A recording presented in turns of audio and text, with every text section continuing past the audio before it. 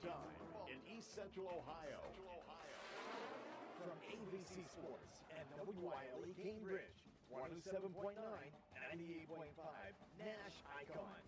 Now it's time to head to the field for tonight's game. Welcome to week one of Ohio High School football on AVC Sports as we kick off the 2025 season with Thursday night lights, not Friday night lights. It's the Tri-Valley Scotties. They visit the Meadowbrook Colts. We've got radio coverage on NASH ICON 98.5 and 107.9, and we've got free live video available on our YouTube channel, YRP TV. I'm Dave Hilliard, and I'm excited to begin my 9th season broadcasting high school football. And also a big welcome tonight to Brandon Hannahs as he jumps into broadcasting with AVC Sports. You would know Brandon as the former sports editor from the Zanesville Times-Recorder. So, Brandon, welcome aboard. Well, yeah, thanks for having me. I'm looking forward to doing it from the press box instead of the field. I know you don't have to walk around on the field, and if the weather's bad, you're protected up here. So we're certainly glad you could come. So, and at a late notice, too, we drafted you at a late notice, so we certainly appreciate Brandon joining us tonight. Now, we've got what would amount to be a crossover battle here in the Muskingum Valley League. Tri-Valley in the big school division, Meadowbrook in the small school. So this technically is a non-league game. And boy, Meadowbrook going to have another tough start to the season. They're going to play Tri-Valley week one. And next week, they're going to play Byesville, who only has the second longest regular season winning streak in the state of Ohio. So good luck to the Colts. Our coverage tonight brought to you by our fine sponsors: Cedar Ridge Behavioral Health Solutions, patrons Buckeye Mutual Insurance, Dutro Ford Lincoln Nissan, Allwell Behavioral Health Services, Abel's Electric Heating and Air Conditioning, Bruner Land Company, Meadowbrook Tire, RC Rogers Company, Doan Ford, Village Hardware, Action Total Staffing, Bicon Services, West 40 Auto Sales, Shriver's Pharmacy, Marlene's Restaurant, and TK Auto Service, all sponsors of our broadcast. We're going to take a quick break, and when we come back, we'll take a look at both teams playing in tonight's football game. This is high school football presented by AVC Sports. For 129 years, Patrons Buckeye Mutual Insurance has proudly provided coverage for homes, farms, and families across Ohio. Our commitment to reliable, affordable insurance is something you can count on. Agents who write for us can be found at patronsbuckeye.com. Whether you're protecting your home, your land, or your legacy, we offer personalized service and true hometown care. Trust a neighbor. Trust experience. Trust Patrons Buckeye Mutual. Visit us at 16050 McConnellsville Road in Caldwell or find us on Facebook. Coverage that cares, close to home.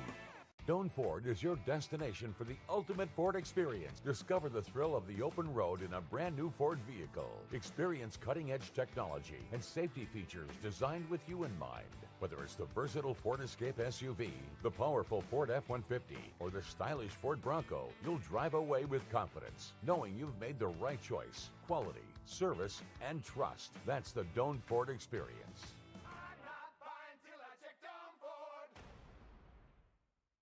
Need help finding a job or recruiting reliable workers? Action Total Staffing is your trusted local staffing partner. We work hard to connect skilled candidates with employers across southeastern Ohio. Action Total Staffing provides industrial, administrative, temp to hire, direct hire, and seasonal staffing solutions. Since 1994, our staff has offered personalized screenings and in-person interviews to match top talent with great opportunities. Visit our Zanesville location to launch your next chapter with Action Total Staffing.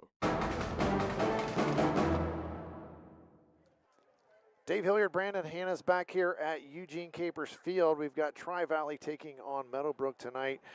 Keys to the game, Brandon. What do you think's going to be the key for either one of these teams to come away with a win tonight? Well, they're both breaking in new quarterbacks, and that's always an interesting field because, I mean, obviously you get a couple scrimmages, but, you know, to see if either one of them can find a rhythm early. I mean, obviously Tri-Valley is replacing a lot of big pieces from last year's team. You know, I know Meadowbrook has some pieces around, you know, their new quarterback there, but, you know, it'll be interesting to see, you know, when someone has to start passing the ball, who's going to be able to find that rhythm and make the plays down the field. I think, you know, one thing that might be helping Stone Spiker is that he has Ryan LaMonica, probably the top receiver in the league back. Yes. And, you know, with his size and athleticism, I think if he has a matchup, you're going to throw the ball to him no matter what. Well, Tri-Valley coached by Cam West, and they went through the ringer here emotionally as a program. Cam stepped away to become an administrator. Coach they hired unfortunately passed away, and I think they're have some uniform markings or something going on tonight to remember him. So unfortunately, he passed away in the summertime. Cam steps back. He's had 6 seasons at Tri-Valley. This is his 6th season, 45-11 overall, Brandon. So he's won 80% of his games. So he's been pretty successful. So if you're going to go back to an old coach, they went the right way. Yeah, definitely. I mean, he knows these guys. He knows what's there. I mean, obviously it's not the circumstances you want to come back to with all that emotion. But I think having that familiar face and the staff's pretty much the same that he had when he stepped down there. So I think that will definitely help with that continuity. And like you said, the players know what's expected, and I think when the players know what's expected, that makes the transition a lot easier. Well, key losses for this team, Tri-Valley. They lost quarterback Max Lyle, a 4-year starter basically for them. Keaton Hahn, Cade Hindle, Chris Gargaz, Gavin Spiker. They got 4 guys at Walsh right now. So when you graduate 4 players that are going to go on and play Division II football, that's a big loss in your team. Now, they do have 17 seniors on their roster, and that's one of the things I always look for. How many seniors do you have? Because those are definitely the kids that have been around. They're going to be the strongest. They're most used to your program. Meadowbrook on the other side, Steve Norman, his 5th season, 20.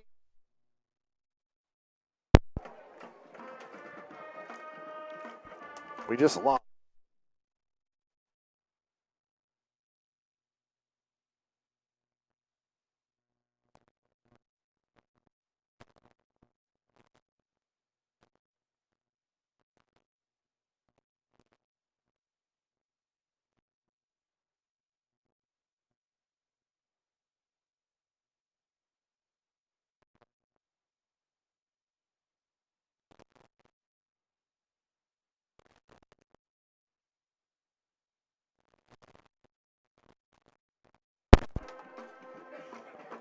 Okay, well, I still don't hear anything. We're on, okay. Little technical difficulty here with what was going on up in our press box. Sorry about that. Meadowbrook, as I was mentioning, key losses for them. Justice Huey, quarterback, and also wide receiver Nick Norman.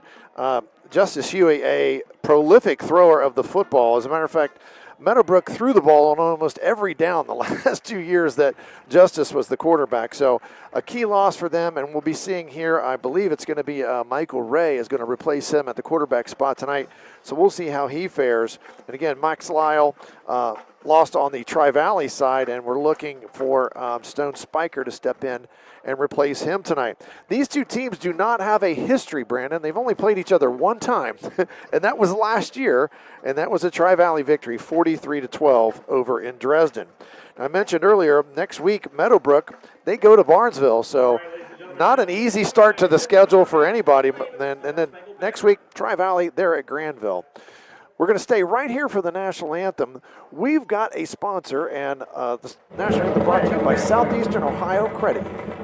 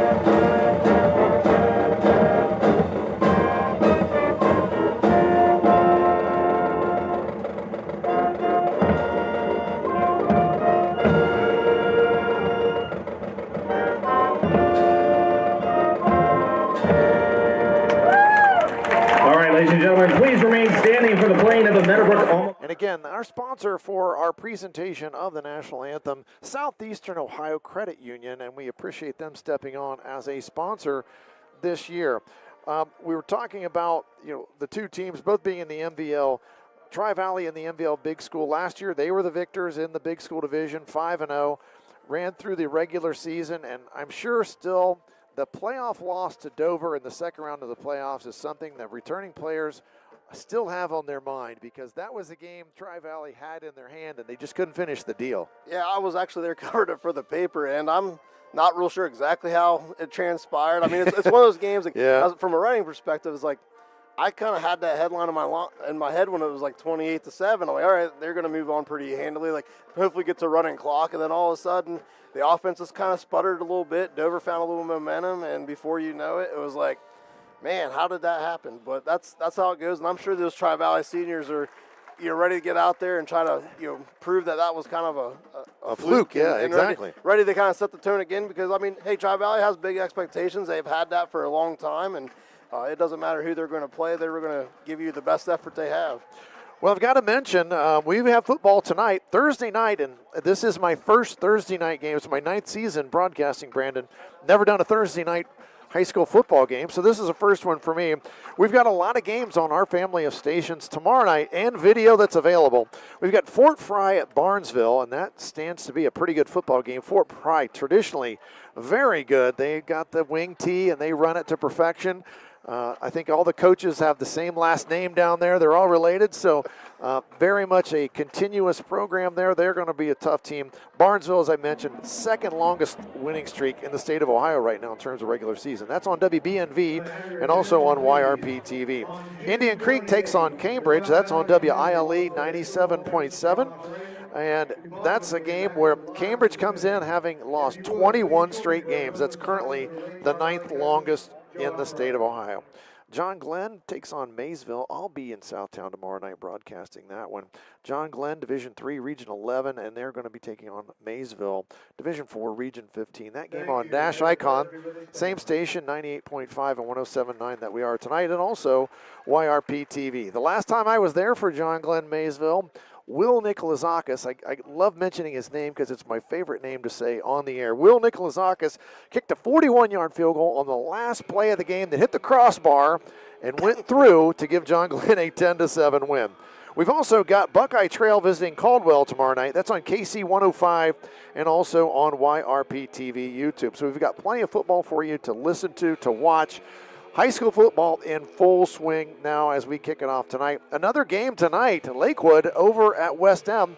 I thought this was the only Thursday nighter around, but we've got one going on in Muskingum County too. Yeah, I was going to say it'll be interesting to see what West Muskingum does. I mean, they're a team that also is replacing a lot of key pieces, and Lakewood's a team that's has a new coach, I believe, coming in from my guys at the Newark Advocate. So I think for West End, trying to get off on the right foot, that's a good opponent to have, and breaking a bunch of new guys like that. Nathan Brownrigg has really set the tone up there, and their eyes are probably on that small school title again.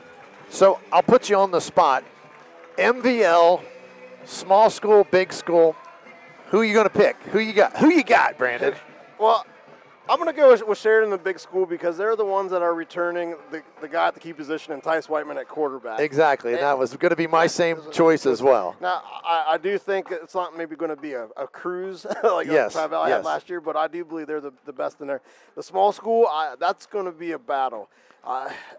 New Lex and West End have both kind of been those two standard programs. Yes. They both have winning now. If I had to give an edge, I would probably give it to New Lex, just because they do have some playmakers that are back that But they lost two big ones. They did lose two big ones. That's a tough one.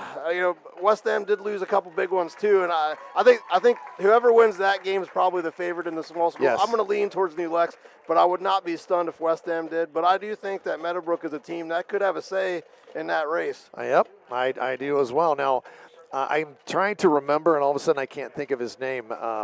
The big kid for West Muskingum, he certainly impressed me on the basketball floor because he just stood underneath the rim, caught it, jumped up, and dunked it. Oh, Carter Smith.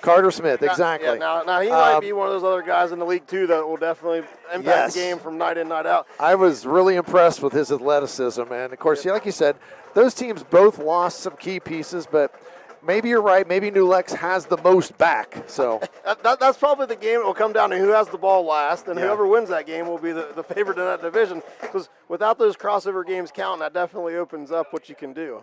Well, we saw earlier here in the coin toss, Meadowbrook won the toss, and they deferred till the second half. So Tri-Valley is going to get the ball to start off our football game here again tonight.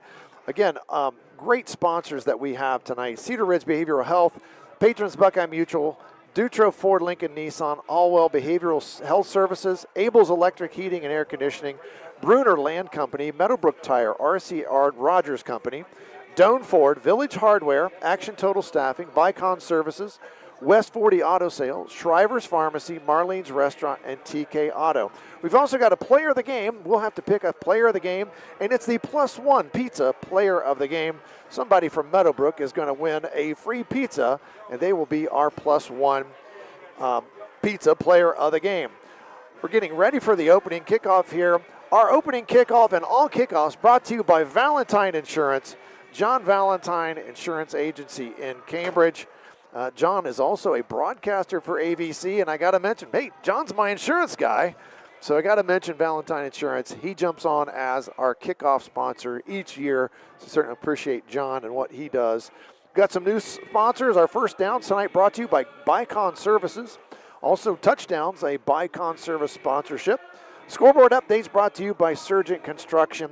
Video instant replay. My man Brett Klein here tonight running the show.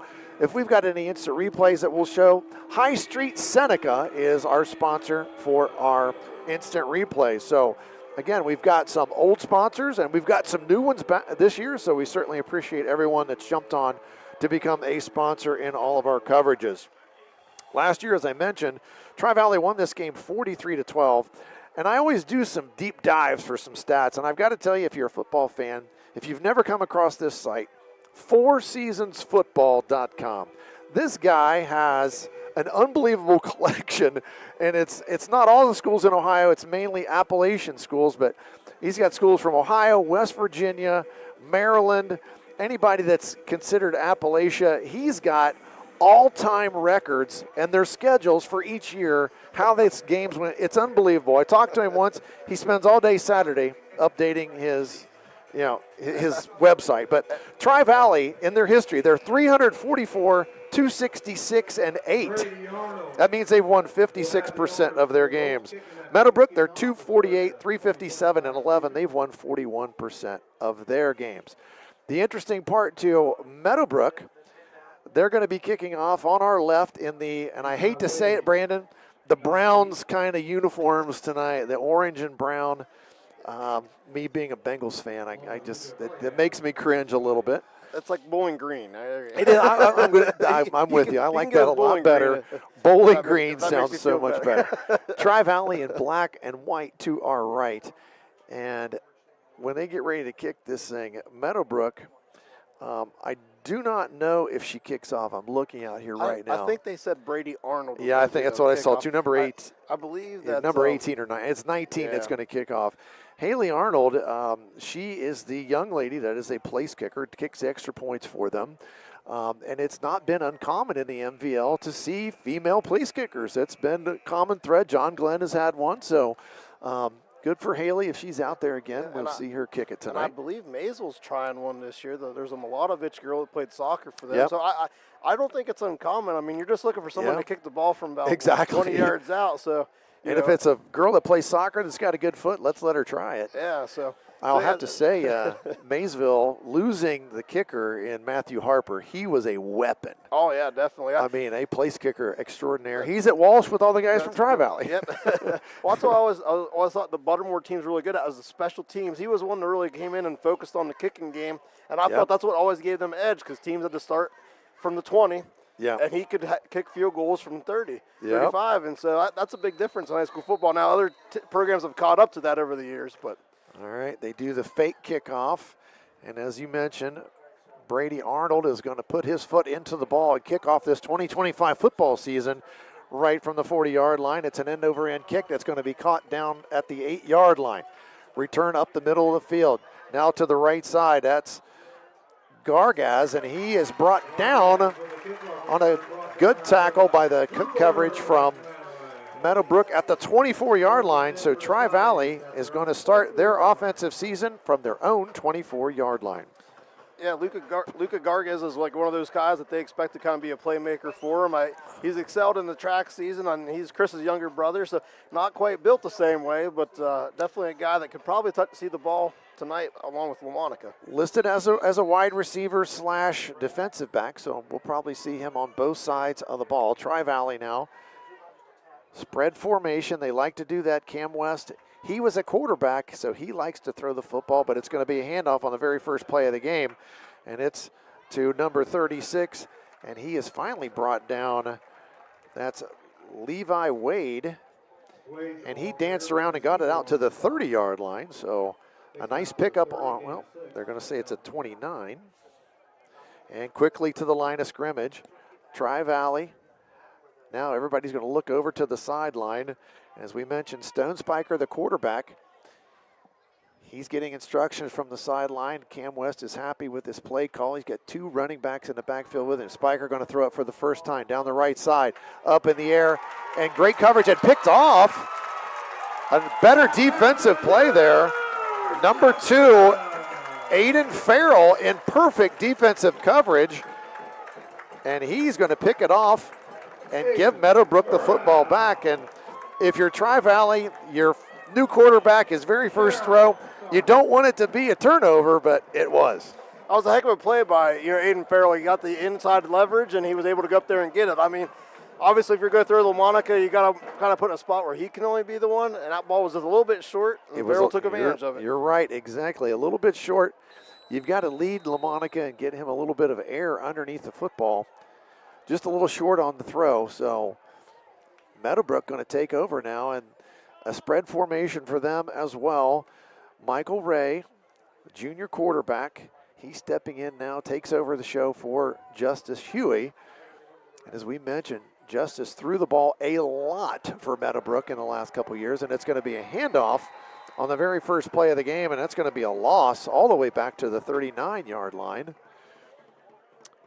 And I think that was Braylon. Okay, I was thinking it was Braylon Lowry. I think it's Braden Black. Okay, it was 4, Black. yeah. Okay, I couldn't tell if it was 4 or 1. Yeah, I think Black's the guy back there next to him. Yep. I'm pretty sure he was the guy next to him there. He did get some carries last year when they didn't throw the ball, which wasn't very often. I've got to break down and get out my binoculars here. Ray steps back, under pressure, steps up through the pressure, now eludes and gets around the left side. He's going to pick up positive yardage all the way across the 45 to the 47-yard line, an 8-yard scamper there for Michael Ray. Did a very good job avoiding the rush. He did. He looks like he's just small enough that he can kind of elude those guys back there. He was carrying the ball like a loaf of bread, though, that would make the coaches a little nervous. Now Ray again, elusive, and he finds a gap again across midfield into Tri-Valley territory, down to the 43-ish yard line. That first down brought to you by Bycon Services. All of our first downs tonight brought to you by Bycon Services. So that's a Bycon Services first down. Michael Ray uses his legs twice in a row to move the ball all the way down to the Tri-Valley 44-yard line. 5th play of the drive here for Meadowbrook, looking over to the sideline for instructions, just like Tri-Valley does. And it's going to be a fake handoff. Ray going to keep it out to his right. He throws it, and he's caught immediately and brought down. Completed pass, but I believe it's going to go for a loss. And he completed that to Jacob Burris. It was one of those run-pass options. Maybe Ray would have been a little bit, could have been one he kept and tried to turn up the field, but instead he elected to throw it. Yeah, good coverage. I don't think he was in a good spot either way, but at least if he kept it, I think he could at least got back to the line of scrimmage. Good coverage by Tri-Valley. All right, Ray in that shotgun again. And everybody goes on the hand clap. John Glenn does the same thing. And he's got it straight back, scanning the field. Under pressure, he dumps it across the middle, but it's incomplete. He was looking for Burris again, and that's going to bring up a 3rd down and long. And when you're a young quarterback, 3rd and 11 is not your friend.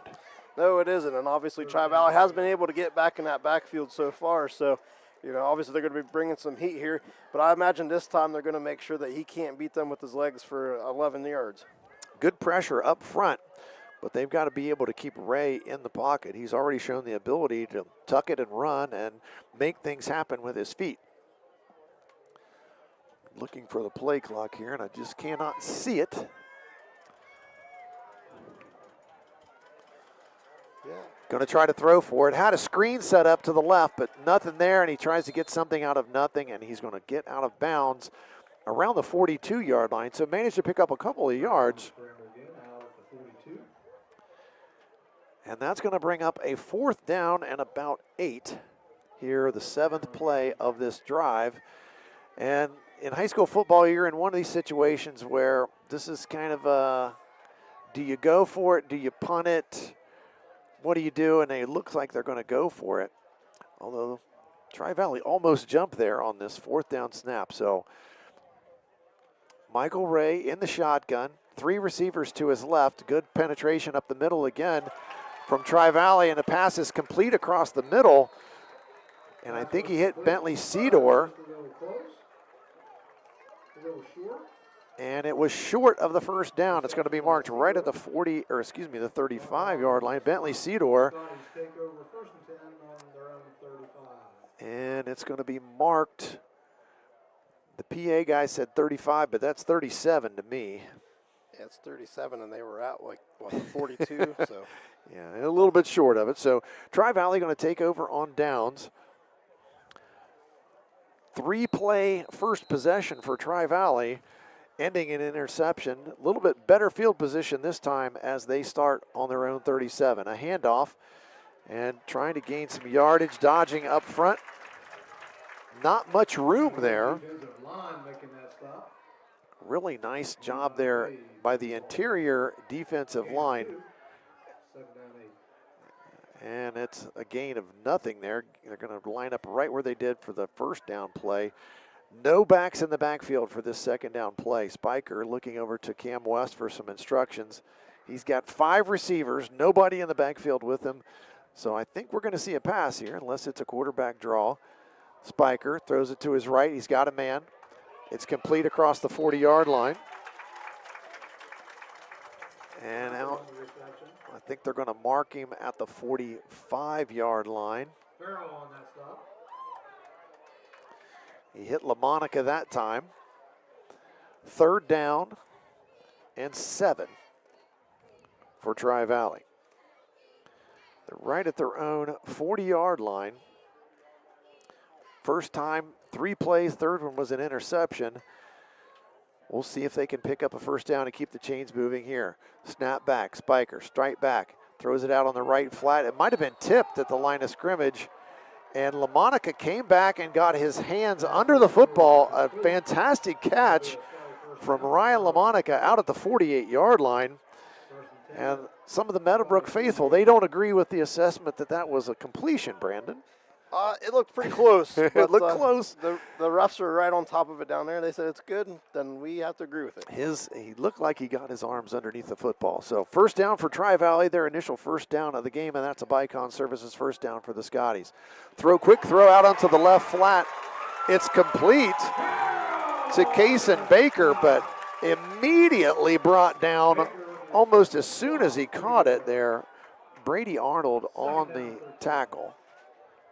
And that's a loss of 3 back to the 45-yard line. So a completed pass, but it was a loss of 3 yards. That quick wide receiver screen action, they were trying to get a quick hitter on it, and Meadowbrook up to the task defensively.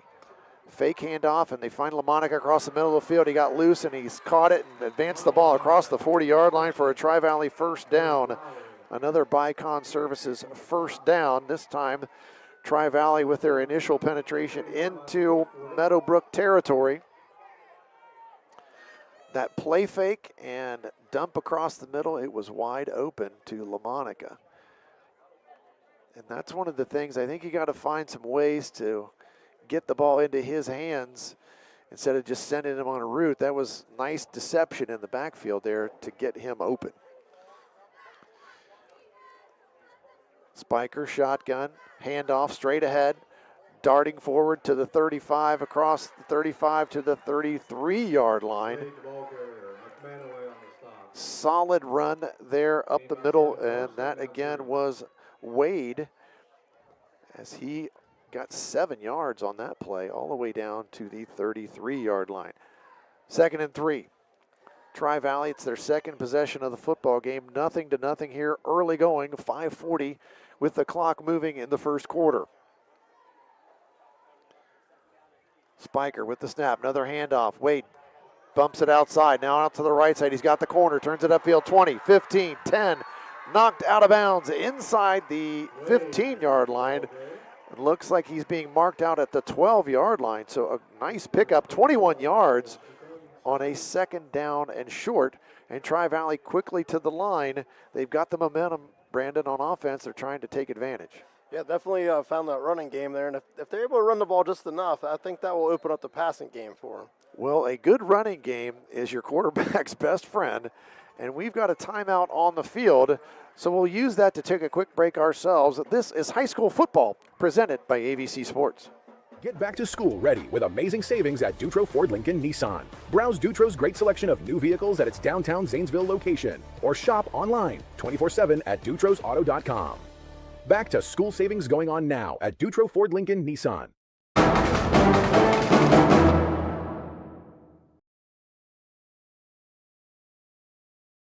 At Doan Ford, your family means the world to us. Our parts and service department work to make sure your family arrives at their destination safely. Our collision department takes pride in getting your family back on the road. Whether you're taking a trip, going grocery shopping, or taking the kids to school, choose Doan Ford. We will be happy to help you. Stop in and see us today for all of your parts and service or collision needs.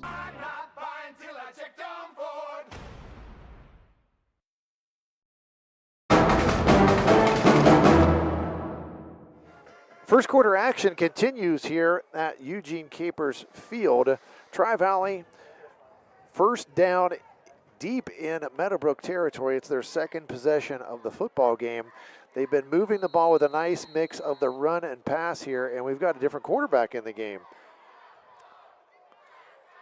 Kason Baker is in the shotgun now. Spiker out of the game, and it's a direct snap because it's a Wildcat. They're going to let him run.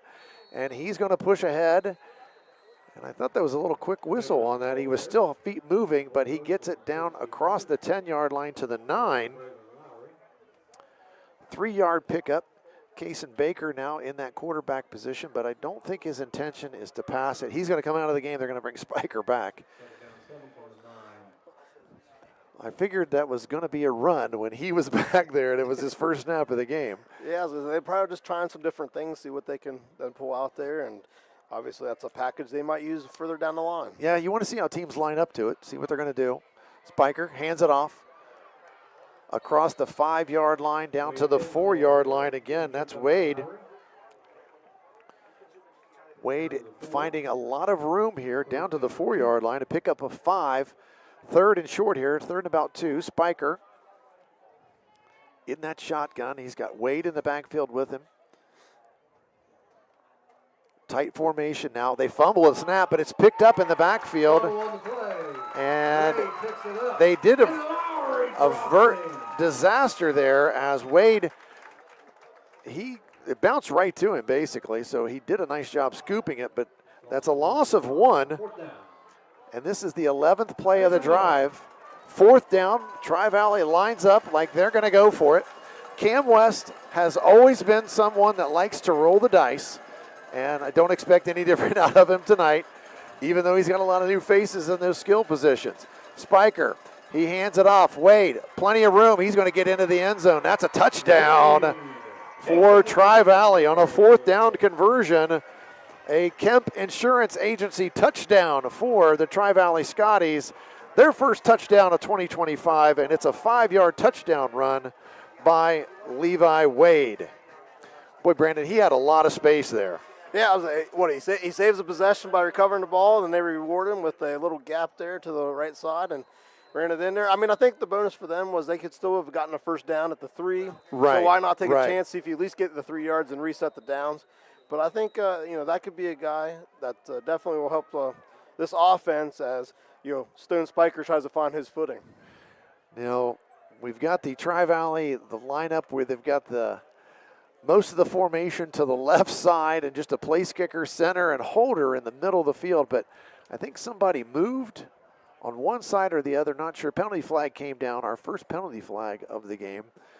There's some games I think we have needed a penalty flag sponsor because there's been so many of them. Offside, though, against Tri-Valley. That's going to back them up. So we'll see if... All right, so now we're lining up for more of a traditional extra point, although it's going to be kicked from the 15-yard line. LaMonica back there going to take on the kicking duties here. The snap's back, the hold's down, the kick is up, it's end over end, and it is no good, off to the right side. So our score remains 6-0. Tri-Valley with a opening score here with 3:39 left to play in the first quarter. We'll take a quick break. When we come back, more first quarter action from Byesville. This is high school football presented by AVC Sports. I was sitting in my car and it wouldn't start. I lifted the hood and the engine was falling apart. What would I do? My eyes filled with tears. Then on the radio I heard of West 40 by Pay here, where for a little money down and a little each week, I could have a car, nice, shiny, and sleek. So I walked in the door and I put the money down. Now I got a nice car that I can drive around.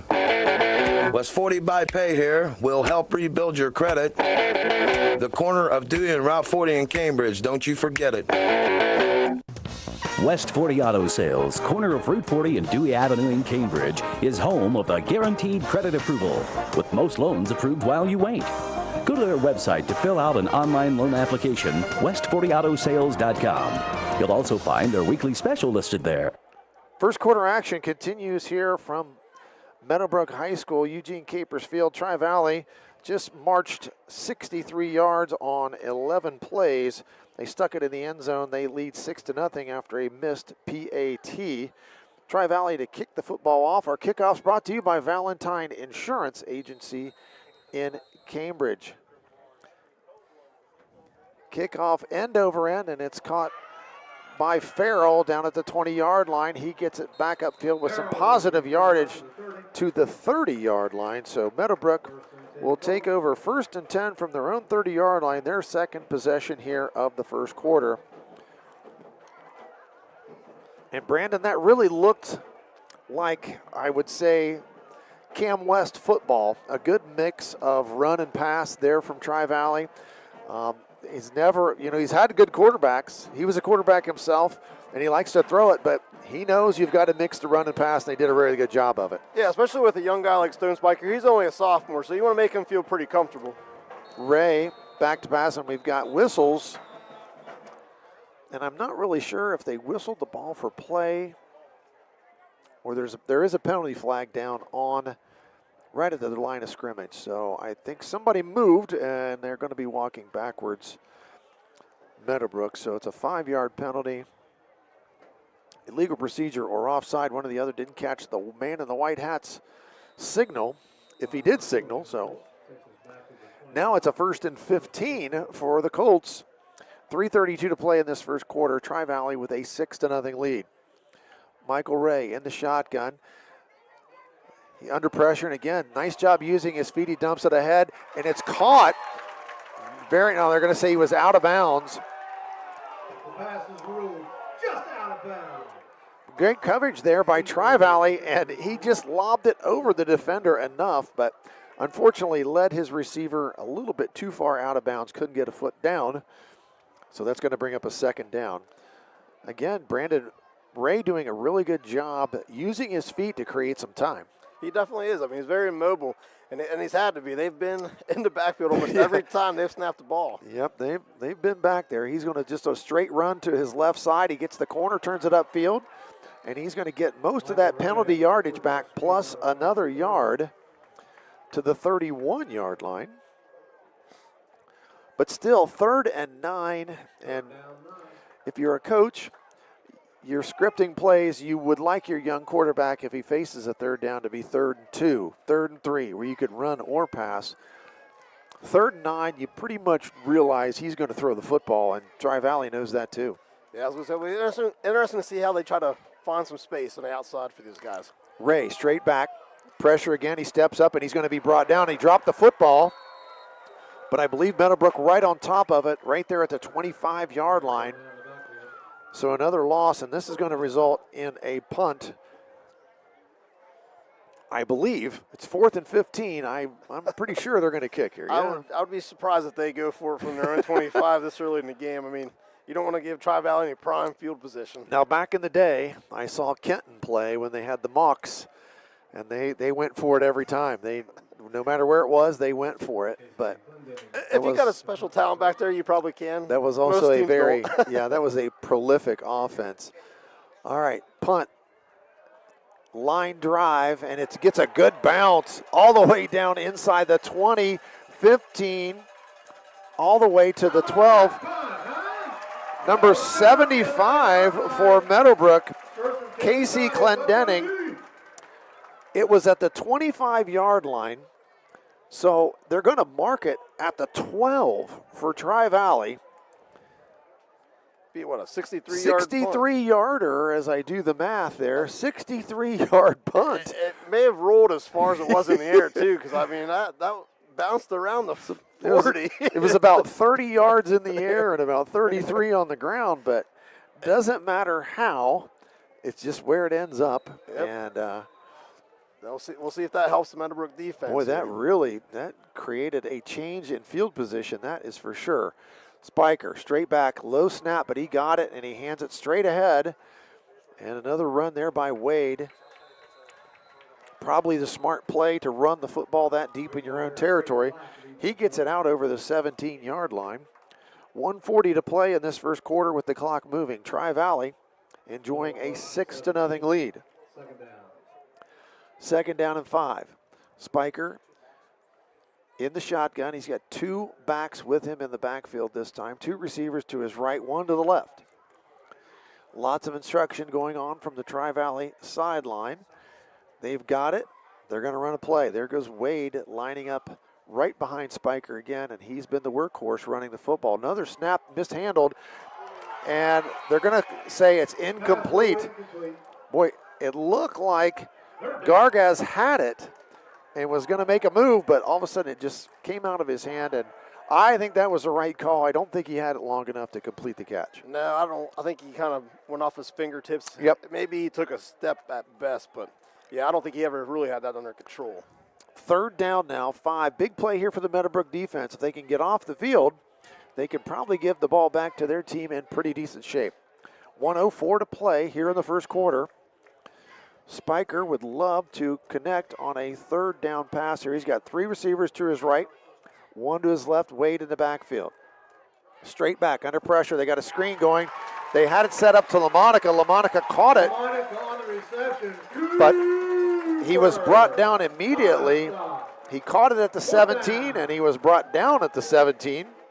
Trying to run that little bubble screen there to their best athlete, get it in his hands, but better defense that time from Meadowbrook. Yeah, I was going to say, right idea, but they were all on top of it. And I think if you're the Meadowbrook defense, you're knowing where LaMonica is every time they snap the ball. LaMonica back in punt formation. 29 seconds, the clock running here. And I'd like to mention how much time is left on the play clock, but we don't know because the play clocks are gone. And that's a pretty decent kick from LaMonica. And a fair catch is caught for just inside Meadowbrook territory at the 47-yard line. So Meadowbrook will take over on their own 47 with only 14 seconds left to play in this first quarter. Meadowbrook, their third possession of the game. Tri-Valley has had 3 chances with it. They got it in the end zone one time, and that's why they're up 6-0 here in this first quarter. Probably going to be the last play of this first quarter, 14.2 seconds. Lappert in motion for the Colts. Ray straight back. He's going to have to run again. And he's brought down all the way back at the 33. Boy, great pursuit by number 66. Yep. Yep. Logan McClellan, one of the few guys that is back from last year. He had a big wrestling season, and he's probably going to be the guy up front that you're going to have to watch. And he put the pressure on and did not let Ray get away. That's going to end our first quarter. Tri-Valley 6, Meadowbrook nothing. We'll be back with second quarter action. High school football presented by AVC Sports. It's that time of year again. Football season is upon us. Hey, Mark Kelly here with Bycon Services, wishing all our local teams a great and successful year. As your premier commercial building contractor, Bycon Services is ready to tackle everything from small facility renovations to large industrial expansions. We're here to handle all your commercial and industrial needs under one roof. So while you're out there scoring the winning touchdown, let us work on making your next commercial project a success. Bycon Services, building the future one project at a time. Meadowbrook Tire and Muffler in Byesville, Ohio delivers fast, reliable auto service tailored to you. From expert muffler repairs and exhaust work to front-end alignment, brakes, oil changes, struts, suspension, tire repair, and new and used tire sales. Your car is in great hands. Since 1987, our accredited shop has built a sterling A-plus Better Business Bureau reputation and earned a 4.3 rating for quality, integrity, and friendly service. Stop by 350 Main Street or call 740-685-6405 today. High school football From AVC Sports and WILE Cambridge. 107.9 Cambridge, 98.5 Zanesville. NASH ICON.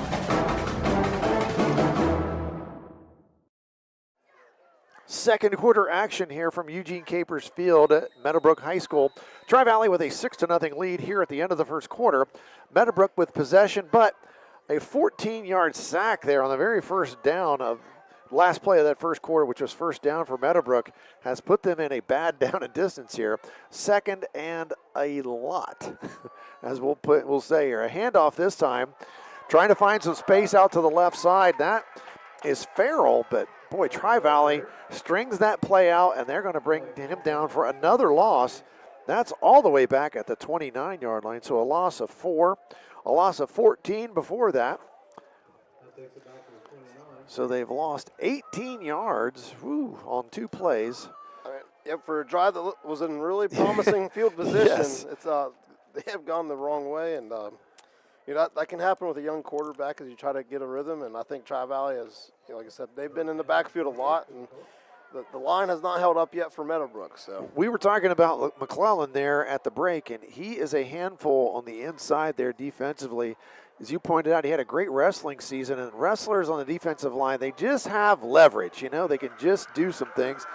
And he did throw the football, but I'm trying to decide if that was a pass or a fumble. I think he kind of flicked it forward, but they did throw a flag down there, so I'm going to assume that's an ineligible receiver. That is not a player that is allowed to catch the football, as he threw it to a lineman, Casey Clendenning. Unfortunately, I don't believe he's eligible.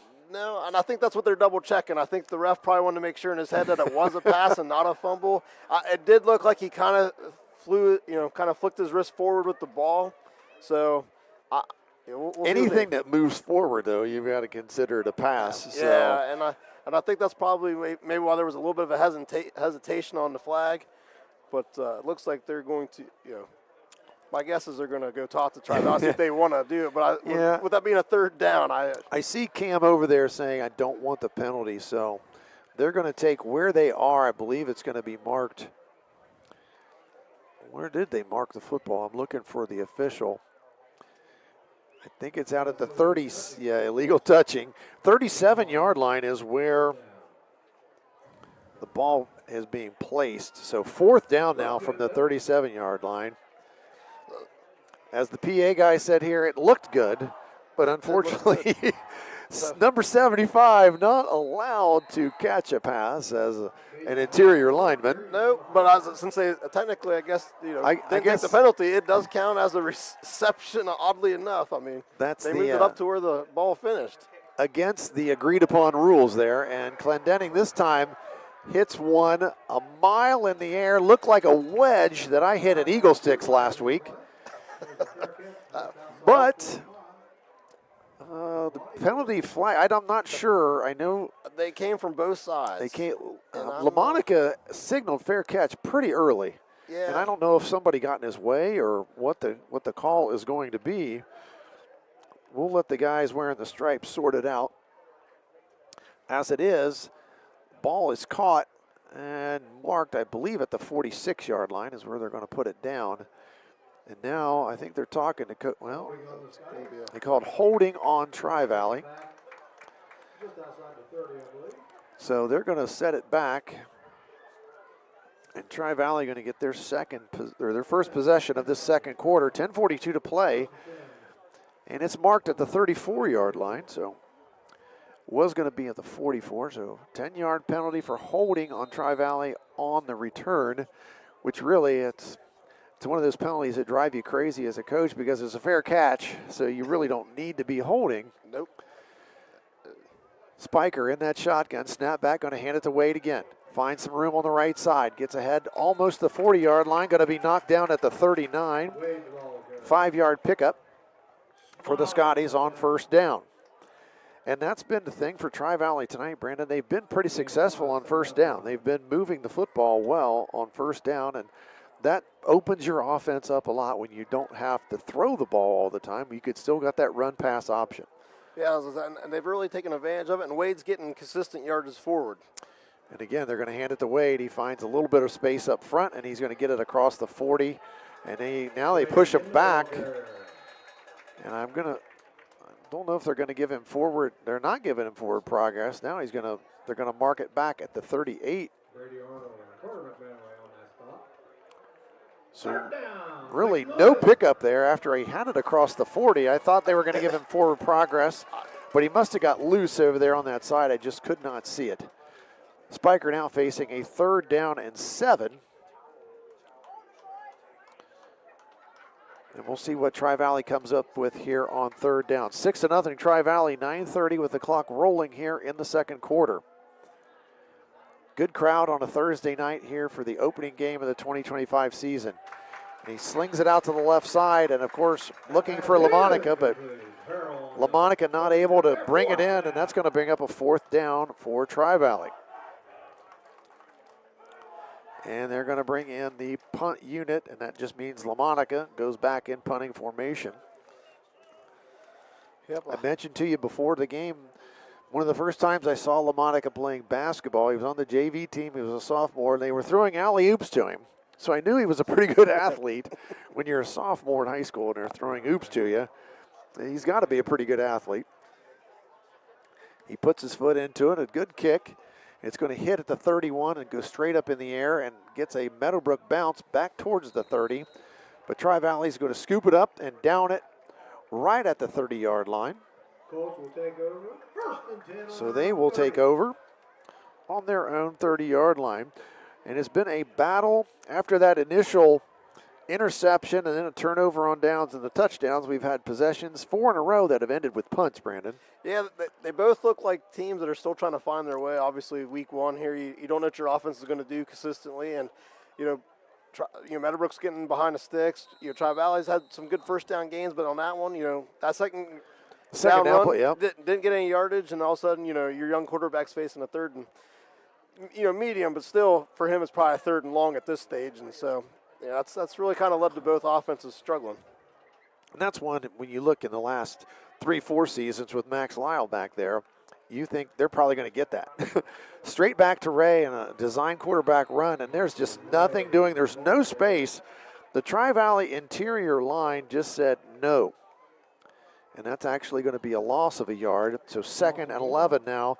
And the theme continues. Meadowbrook not getting much done on first down, Brandon. No, they're not, and they look very one-dimensional right now. So I think at this point they're just trying to find something. Snap back. Ray's going to keep. He's got some room this time. He finds the corner on the right side, makes a move, and he's tackled, brought down a good tackle on that side. And that was number 14, Kason Baker, wrapping up Ray. Ray looked like he had if he gets through that tackle, he probably will pick up the first down. Instead, it's a 3-yard gain to the 32. Yep. There was a lot of space out there. Yes, there was. But you're right. He was holding that ball in the wrong hand, and it didn't look real tight in there. So that's something I'm sure they'll work on in practice next week. I'm sure in films that's going to be something to point out. Like if you're going to run, you've got to put the thing away. 3rd down and 8 for the Colts. Ray straight back, under pressure. He throws it, and it's right off the receiver's shoulder. It hit Braylon Lowry right in the shoulder, popped up in the air. They're lucky it didn't get picked as it hits the ground incomplete, and that'll bring up 4th down, and I will assume we're going to see Mr. Clendenning back there punting the football again. 4th down and 8. I mean, I will say that Tri-Valley's pressure definitely is playing a factor in the passing game. There's no doubt about that. And if you can't set your feet, it's going to be hard to pass it no matter who you have on the outside. Well, they're probably going to have to move him more. They're going to have to do some design rollouts to get him away from some of that pressure, because Tri-Valley successfully coming right up the middle. And there's another one of those high lob wedges that I hit at Eagle Stick last week. And it's going to bounce and come down on the 49-yard line. That is only a 17-yard punt. And there, he ripped off the 63-yarder, and they really needed that there, because now Tri-Valley going to take over in Meadowbrook territory. It looks like they're just going to call a timeout there for some water, even though it's not a super hot night. It is still week 1, and these guys are still kind of getting their feet underneath them. Well, I was going to mention this earlier. This is week 1, and it just feels great up here in the press box. Normally it's sweat. You've got the threat of thunderstorms in the area. I mean, it happens just about every year. Week 1 and 2, it's hot, humid. The players feel the effects. You always see players cramping up in the games, and it's just one of those things you assume is going to happen. But, boy, a beautiful, almost fall-like day as we kick off 2025 here in high school football. Yep, and tomorrow night's going to be much of the same. And, I mean, you can't ask for a much better opening week, which means one of the next few weeks it's going to be 95 again. So that's bound to happen. I always gathered if Ohio. Yep. If one of the first 2 weeks was comfortable, you're going to be sweating pretty soon the next week. Tri-Valley now first down on their own, or on the Meadowbrook 49-yard line. Snap back. Spiker looked to his left. Now he throws it to his left. It's caught. And Cason Baker gets it all the way across the 40, knocked out of bounds inside the 35.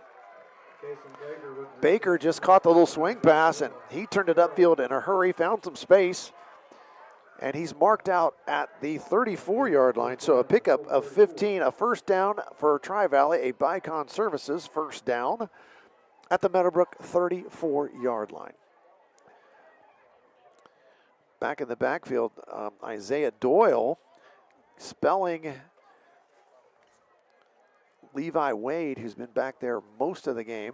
Spiker throws it to the right side, gets it to Baker again. Wide receiver screen. This time he's going to be brought down after a short gain, but a positive gain. He gets it down to the 30-yard line. Pickup of 4, second down and 6. Spiker looking to gain confidence now. He's completed some passes, looking a little more confident throwing the football.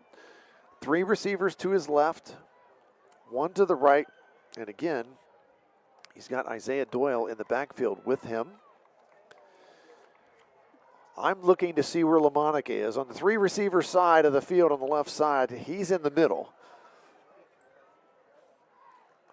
Hands it off, though. No, keeps it. Nice fake. And he's going to bounce it out to inside the 25 and pushed out around the 21-yard line. Really good job from Spiker there, faking the football. He faked me out. I thought he handed it off, but he kept it, got around the right side, and picked up a first down, another Bycon Services first down for the Tri-Valley Scotties. Yeah, I like the play calls. They're very steady. They're not making them go down the field, letting them get comfortable, and definitely could tell on this drive he feels better about himself. Same set. Spiker looks to his left. Now dances out, runs to his right. He's got a man downfield, but it's right through his hands. Michael Maxwell he's going to be thinking about that one because it hit him right in the hands. He just didn't squeeze it. Yeah, it might have been a tick behind him, but I think that's a ball that he should probably catch 9 out of 10 times. That's one your receiver, you got to make a play for your quarterback. Tighter formation now, 2 running backs in the backfield. He's got with Spiker this time. They're all looking over to the sideline again. LaMonica over here to the right side. Snaps back, hands off again. Straight ahead, bouncing across the 15, inside the 15, almost to the 10-yard line. Doyle, he just picks up where Wade left off as he gets it all the way down to the 11-yard line. 3rd and very short now. And I would be surprised if they put it in the air here. I would see a run. I would see a run out of this one to pick up a very short amount of yardage. I think even if you got stuffed, you would run it twice. 6:50 to go in the second quarter. There's a handoff. and he gets the first down plus, and that's Doyle again. Falls over the 5-yard line. First down, Tri-Valley, a Bycon Services first down for the Scotties. A very efficient drive here for Tri-Valley. Started on the Meadowbrook 49. They have now moved it down to the 4-yard line. I'll say 5. First down and goal. Spiker. This time more of an I formation look. Handoff. Wade back in there. And he is going to be marked. Excuse me, that was Doyle again. Sorry, I thought they'd put Wade back in. Could not extend it and get it into the end zone, but it's marked inside the 1-yard line. So second and goal from close, from about the 1. This time now, Wade does come back in. He's behind Spiker. Spiker and the entire offensive unit look over to the sideline. Snap, handoff, Wade gets it into the end zone. Touchdown, Scotties. 12-0 now, Tri-Valley, as they get a 1-yard touchdown run from Levi Wade. And there's an injured player down for Meadowbrook in the end zone. 1-yard touchdown run there. Kemp Insurance Agency sponsoring our touchdowns. And that is a 1-yard touchdown run by Levi Wade that gives Tri-Valley a 12-0 lead as we wait on the PAT. And Brandon, no surprise there. You've been running the ball effectively. Let's just run it and get another touchdown. Yeah, very just good play calling there. You could just tell that they had found some openings there against the Meadowbrook front line, and they were able to gash them pretty consistently during that drive. After that big play to Baker on the swing pass to open it up, they really leaned on that ground game, and I think that's probably where Tri-Valley is going to really do early in the season, especially as they try to just let Spiker get his feet underneath him. And I thought the play calling on that drive was really what they needed to just take advantage of good field position and get that gap spread out on the scoreboard. 12-0 now, Tri-Valley. PAT going to be attempted again this time. Nope, going for 2 this time. And they got back to their Wildcat formation. They've got Baker back there. And they run a reverse, and they hand it back, and he's going to get to the corner. A nice little reverse play. They ran that back to Gargaz, and he gets in the end zone for the 2-point conversion. A nice little play there, and that's going to make the score.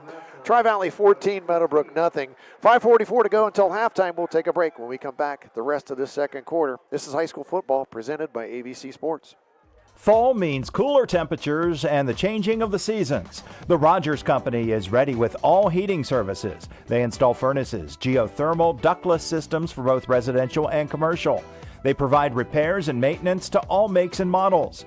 On the commercial side, they're the area's refrigeration company.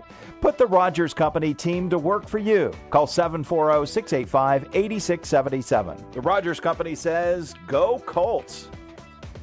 I'm Ted from TK Auto Service at 2303 Glen Highway. And I'm Julie. We've been in business for 26 years, proudly serving this community with reliable and trustworthy auto services. Our customers are like family, and we are committed to keeping your vehicle running smoothly. Whether it's a quick oil change or a major repair, we're here for you. We appreciate your trust and support. Be sure to like us on Facebook and follow us on Instagram to stay updated and connected. Thanks for choosing TK Auto Services. We're here because of you. 5:44 to play until halftime. Tri-Valley has taken a 14-0 lead in this opening game of the 2025 season. They get ready to kick the ball off from our left to right here to Meadowbrook. Meadowbrook got 5:44 left in this half to see if they can get back into the football game as they currently trail 14-0. Kickoff underway, and that's presented to you again by Valentine Insurance. All the way back at the 15-yard line, still loose and finally brought down, and here comes one of those yellow hankies flying in late. And I'm not sure if that's going to be, I didn't see any kind of face mask on there, so probably going to be some sort of illegal block, I would guess, Brandon. That's what I would guess, either a block or a hold, so kind of in that position. It didn't look like. It's kind of where it is. It must have been obvious because there came multiple flags flying in there. I think on the kickoff is probably the most obvious because everyone's in space, so it's really easy to see one get tugged or drugged down. So we'll see what the official call here is now. And it is going to be holding against Meadowbrook on the return. So this is, oh, and they called I think it was a blow to the head there. There was a holding penalty on the Colts and a personal foul on the Scotties. They will offset. So we're going to re-kick. Is that what I just heard one of the officials say? It must be, yeah. They're going to re-kick. Okay. You don't often see the blow to the head there, but obviously it was very blatant to call that. And we'll see if Meadowbrook can take advantage of another kickoff here.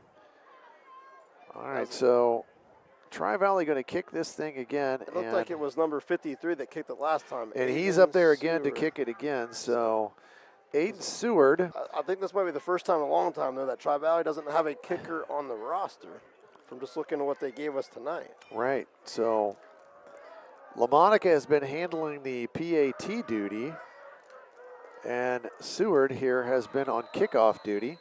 So it's just all hands on deck for the Scotties. It's an end-over-end kick that's going to be caught down at the 17-yard line. Trying to find some room on the left side of the field, and he's got some, but now he swings back around to his right, and he had some blockers out there, and they're finally going to get to him and bring him down. Aiden Farrell, you ran a lot to get nothing. Yeah, I was going to say, I think he would have been better off just kind of taking that first hit and going down across around the 25. Instead, now they are inside the 20. He tried to reverse field and make something spectacular happen, but yeah, I think it's always kind of a lesson early on the season. Like, you have playmakers, they think they can make some plays, but sometimes when you do that, you were probably just better off just taking the hit and going down the first time. Well, you never know. I mean, kids watch a lot of TV. They see some spectacular plays being made by people reversing their field, so that's in the back of their mind. Hey, I think I can pull that one off myself. Yep, but Tri-Valley had a couple guys over there waiting for him, unfortunately. They did. Good coverage from Tri-Valley. All right, Ray back in that shotgun. Gets a snap. He's going to hand it off straight ahead. And good yardage gained there right up the middle of the field by Cooper McManaway. McManaway picks up about 8 yards. And that could be, if they can be consistent with some running game, that would really take some of the pressure off Ray. He throws it out to his right. He's got a receiver with room, and he's going to get the first down and finally get knocked out of bounds.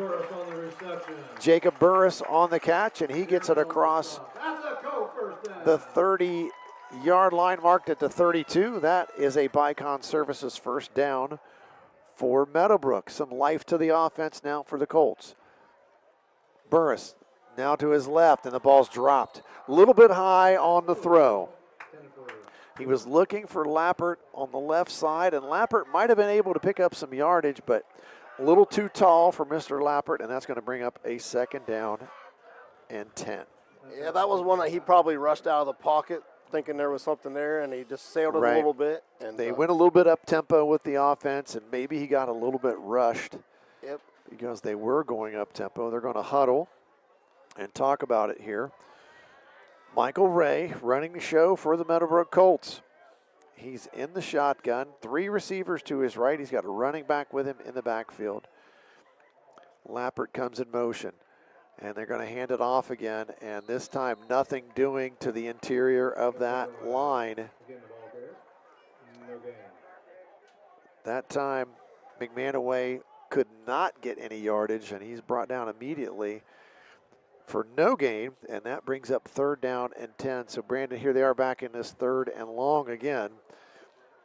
Yeah, they had a couple big plays to start this drive, but that incompletion and then a no gain, that just throws you right back.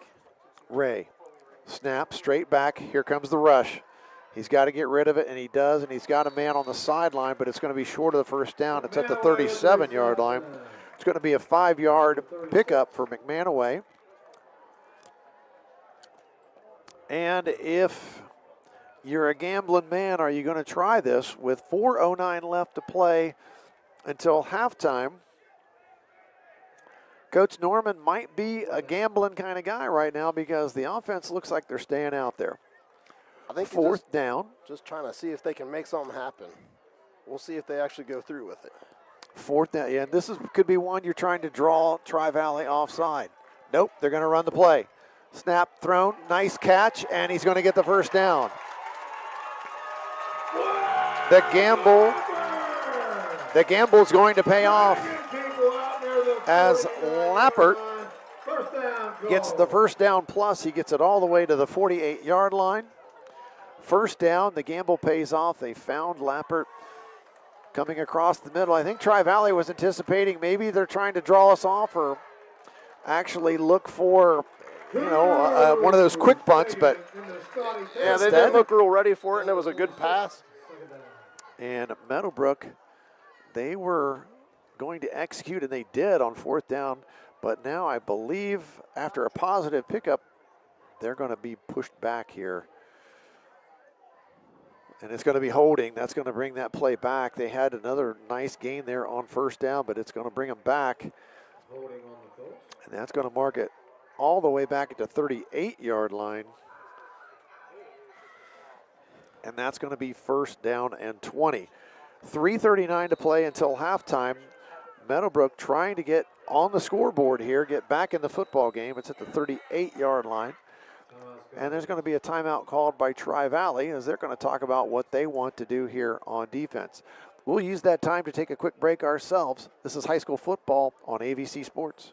Honestly, we've all been there. That place where it's past anxiety, past focus, where even reaching out to your closest friend feels too hard. I'm Crystal Reynolds with Cedar Ridge Behavioral Health Solutions. We understand how fast those feelings can take over, especially with the stress of work, family, and life. That's why we've opened a mental health urgent care clinic in Cambridge, Ohio, Monday through Friday, 8 a.m. to 5 p.m. No appointment needed. Just walk in. Come in today, feel better today. Call us, Cedar Ridge Behavioral Health Solutions, Mental Health Urgent Care.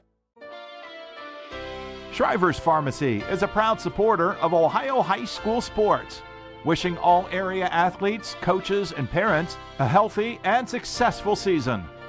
When you play, play with heart. Local and independent since 1979. Shriver's Pharmacy, because we care.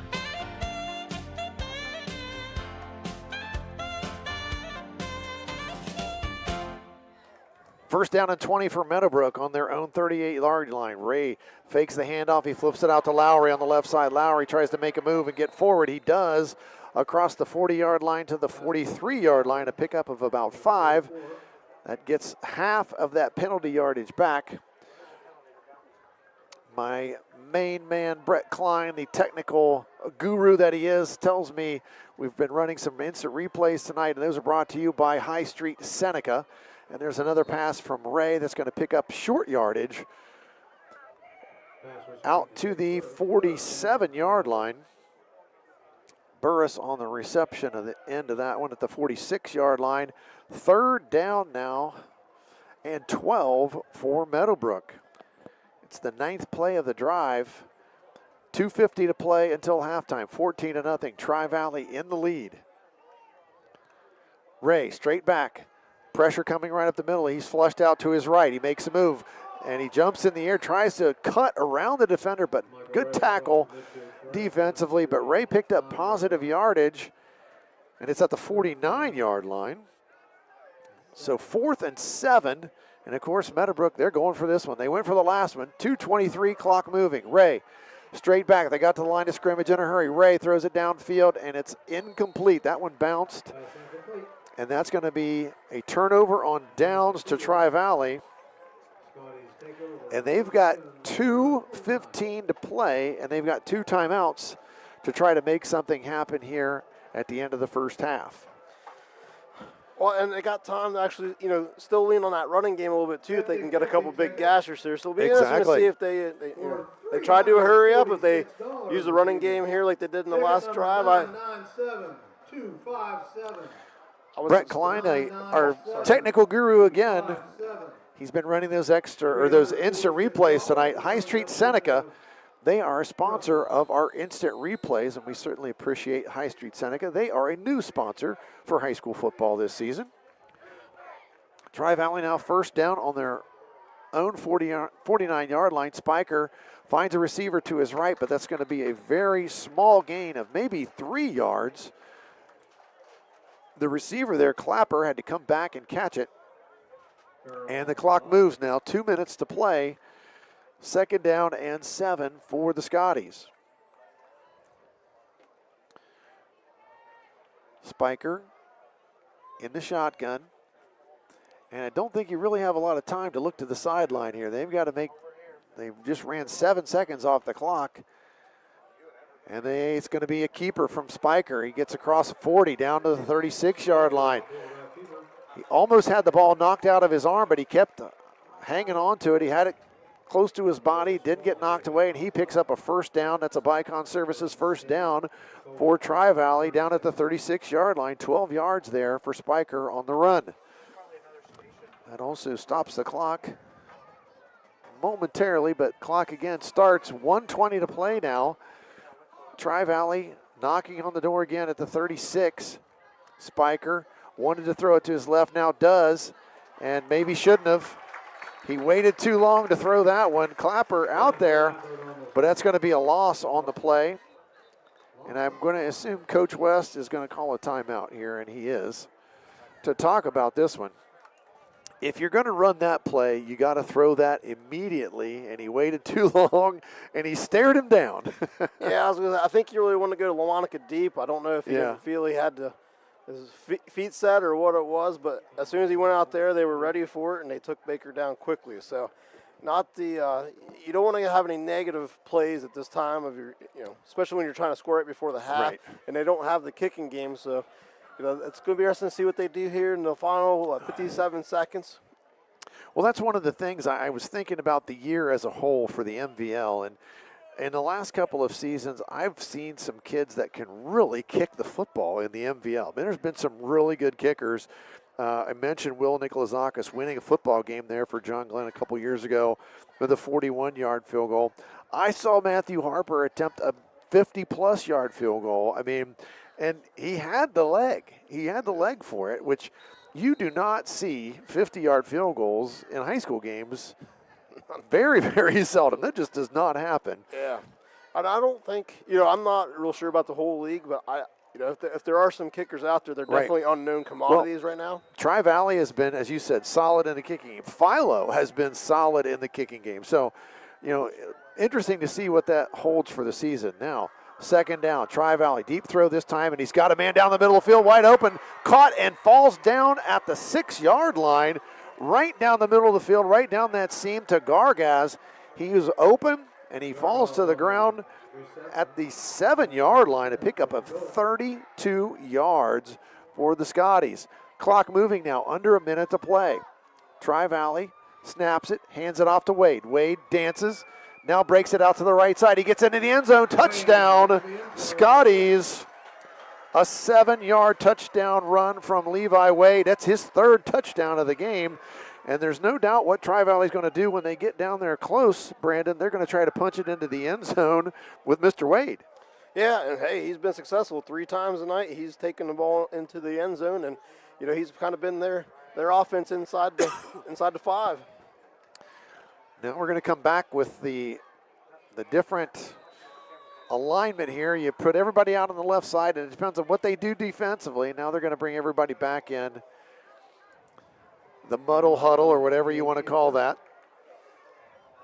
And this time, LaMonica is going to try the extra point. The snap's back, holds down, the kick is up, and this time it's good. He connects, and it's Tri-Valley 21, Meadowbrook nothing. We'll be back with the last 46 seconds of this first half in just a couple of moments. This is high school football on AVC Sports. Hey sports fans, looking for great food, fun, and unbeatable specials? Come on down to Marlene's Bar and Grill, open 7 days a week. Tuesdays are all about free pool and our hot hamburger special. Wednesdays, it's Wings night. Come hungry. All weekend long, they're packed with ball games and all the excitement. Plus, check out our new lunch specials every Sunday. Good luck to all the high school sports teams. Call 740-685-2374 for carryout. That's Marlene's Bar and Grill, where food, fun, and friends come together.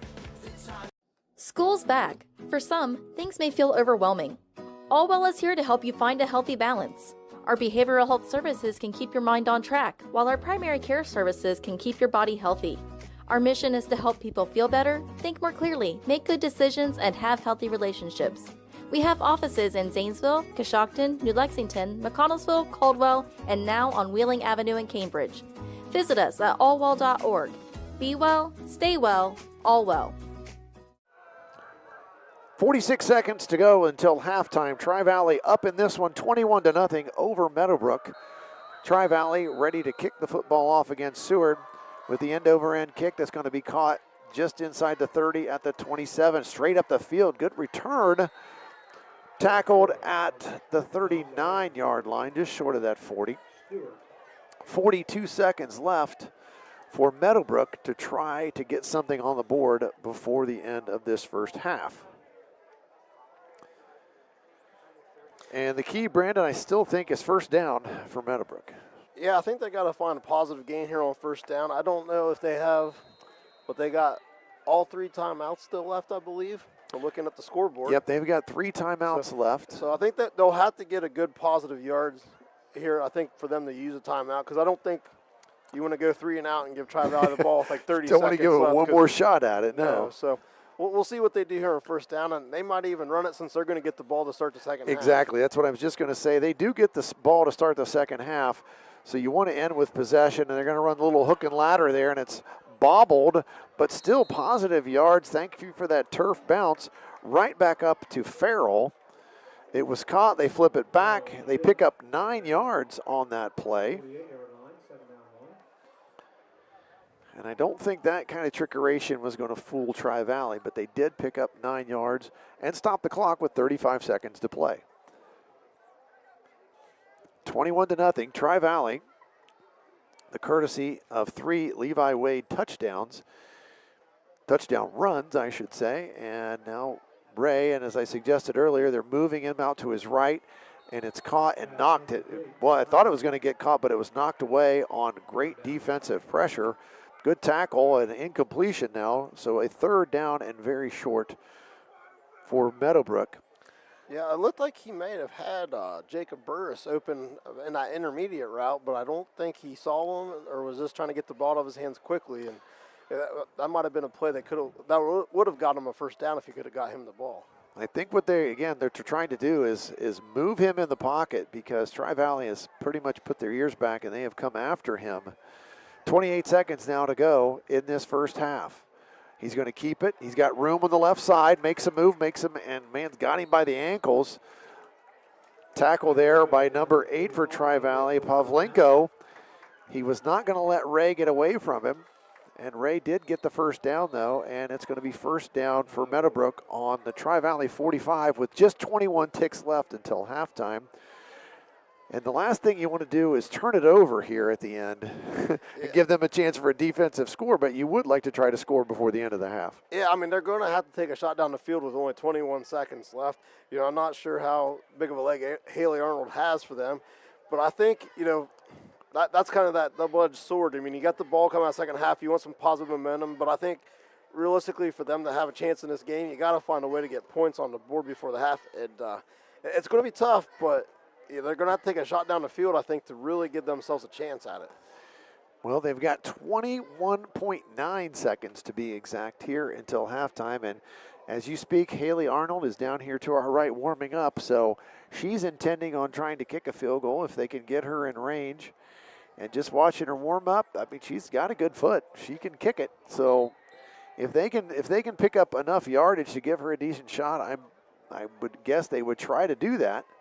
At least try to get something on the board here before halftime. But Ray's going to have a couple of shots with it here first. He's deep in the shotgun. He's going to get the snap right at the 50-yard line, and he rolls to his right. Looking upfield, and he throws it downfield, and it's going to be caught. And it's going to be a first down inside the 34-yard line. Good route there as the pass is caught and then falls right out of bounds. And now they're within realistic shot here. They've got 15 seconds left. Time is really the biggest enemy here. This time he's going to roll to his left. And that's a tough throw across your body, but he gets it out there and it's going to be run out of bounds. That was Burris, but I see penalty flags in the air. And we've got 9 seconds left in this first half. Well, and they just dropped one where the quarterback would have been in the pocket. So it'll be interesting to see what these flags are. It's not been a lot of penalties. There's been a few, but not a lot. There's they definitely haven't been timely for Meadowbrook. Yes. When they have had them. Yes. And I'm thinking, yeah, they pointed holding on both teams. So now first down again from the 34. That first down they picked up again. That's a Bycon Services first down for Meadowbrook.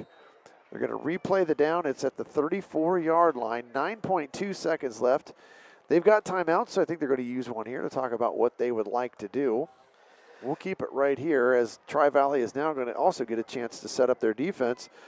But Brandon, we've a pretty quick first half here. It's just a little bit after 8 o'clock. So you look about that hour and 15-minute realm for a half of football. Especially the opener. You never know how many flags you're going to get and that sort of stuff. But Tri-Valley's are in the ball. It's been pretty consistent through both passing games.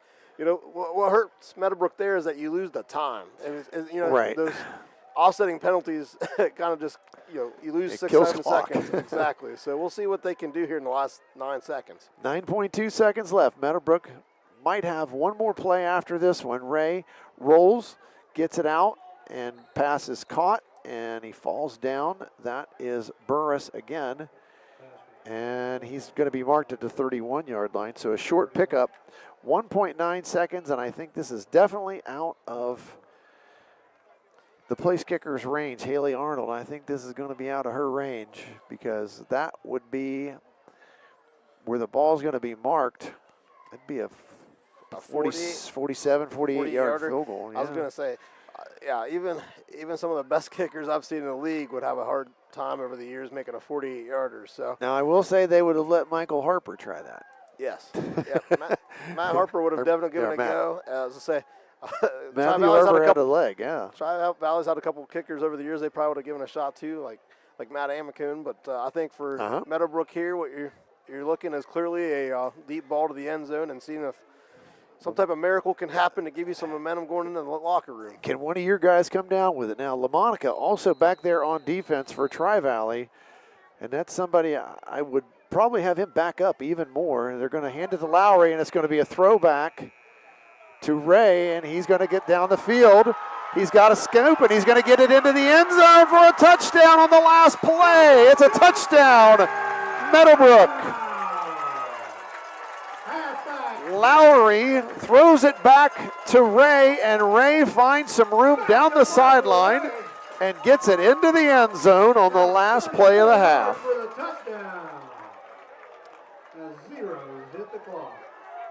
I mean, when Ray caught it, I heard the horn go off, so, I mean, it was definitely the last play. And I think some of the Tri-Valley guys thought he stepped out of bounds. I know he was definitely close on that sideline. But the ref was right there, said he stayed in. So it was a 32-yard touchdown? Haley Arnold on for the extra point. The snap is back. The hold's good. The kick end over end, and it's right down the middle. So that will end our first half of action here. Tri-Valley 21, Meadowbrook with some momentum as they just put 7 on the board. It's 21-7. We'll be back with a recap of the first half. And we've got a special guest lined up as well, so we'll get to our first half right after a few messages from our sponsors. This is high school football presented by AVC Sports. For 129 years, Patrons Buckeye Mutual Insurance has proudly provided coverage for homes, farms, and families across Ohio. Our commitment to reliable, affordable insurance is something you can count on. Agents who write for us can be found at patronsbuckeye.com. Whether you're protecting your home, your land, or your legacy, we offer personalized service and true hometown care. Trust a neighbor. Trust experience. Trust Patrons Buckeye Mutual. Visit us at 16050 McConnellsville Road in Caldwell or find us on Facebook. Coverage that cares. Close to home. Doan Ford is your destination for the ultimate Ford experience. Discover the thrill of the open road in a brand new Ford vehicle. Experience cutting-edge technology and safety features designed with you in mind. Whether it's the versatile Ford Escape SUV, the powerful Ford F-150, or the stylish Ford Bronco, you'll drive away with confidence, knowing you've made the right choice. Quality, service, and trust. That's the Doan Ford experience.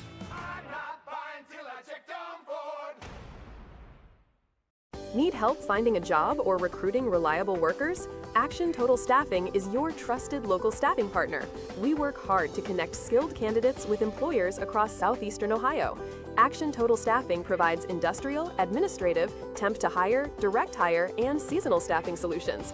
Since 1994, our staff has offered personalized screenings and in-person interviews to match top talent with great opportunities. Visit our Zanesville location to launch your next chapter with Action Total Staffing. If Old Spice Deep Sea Super Hydration Body Wash were music, what would it sound like?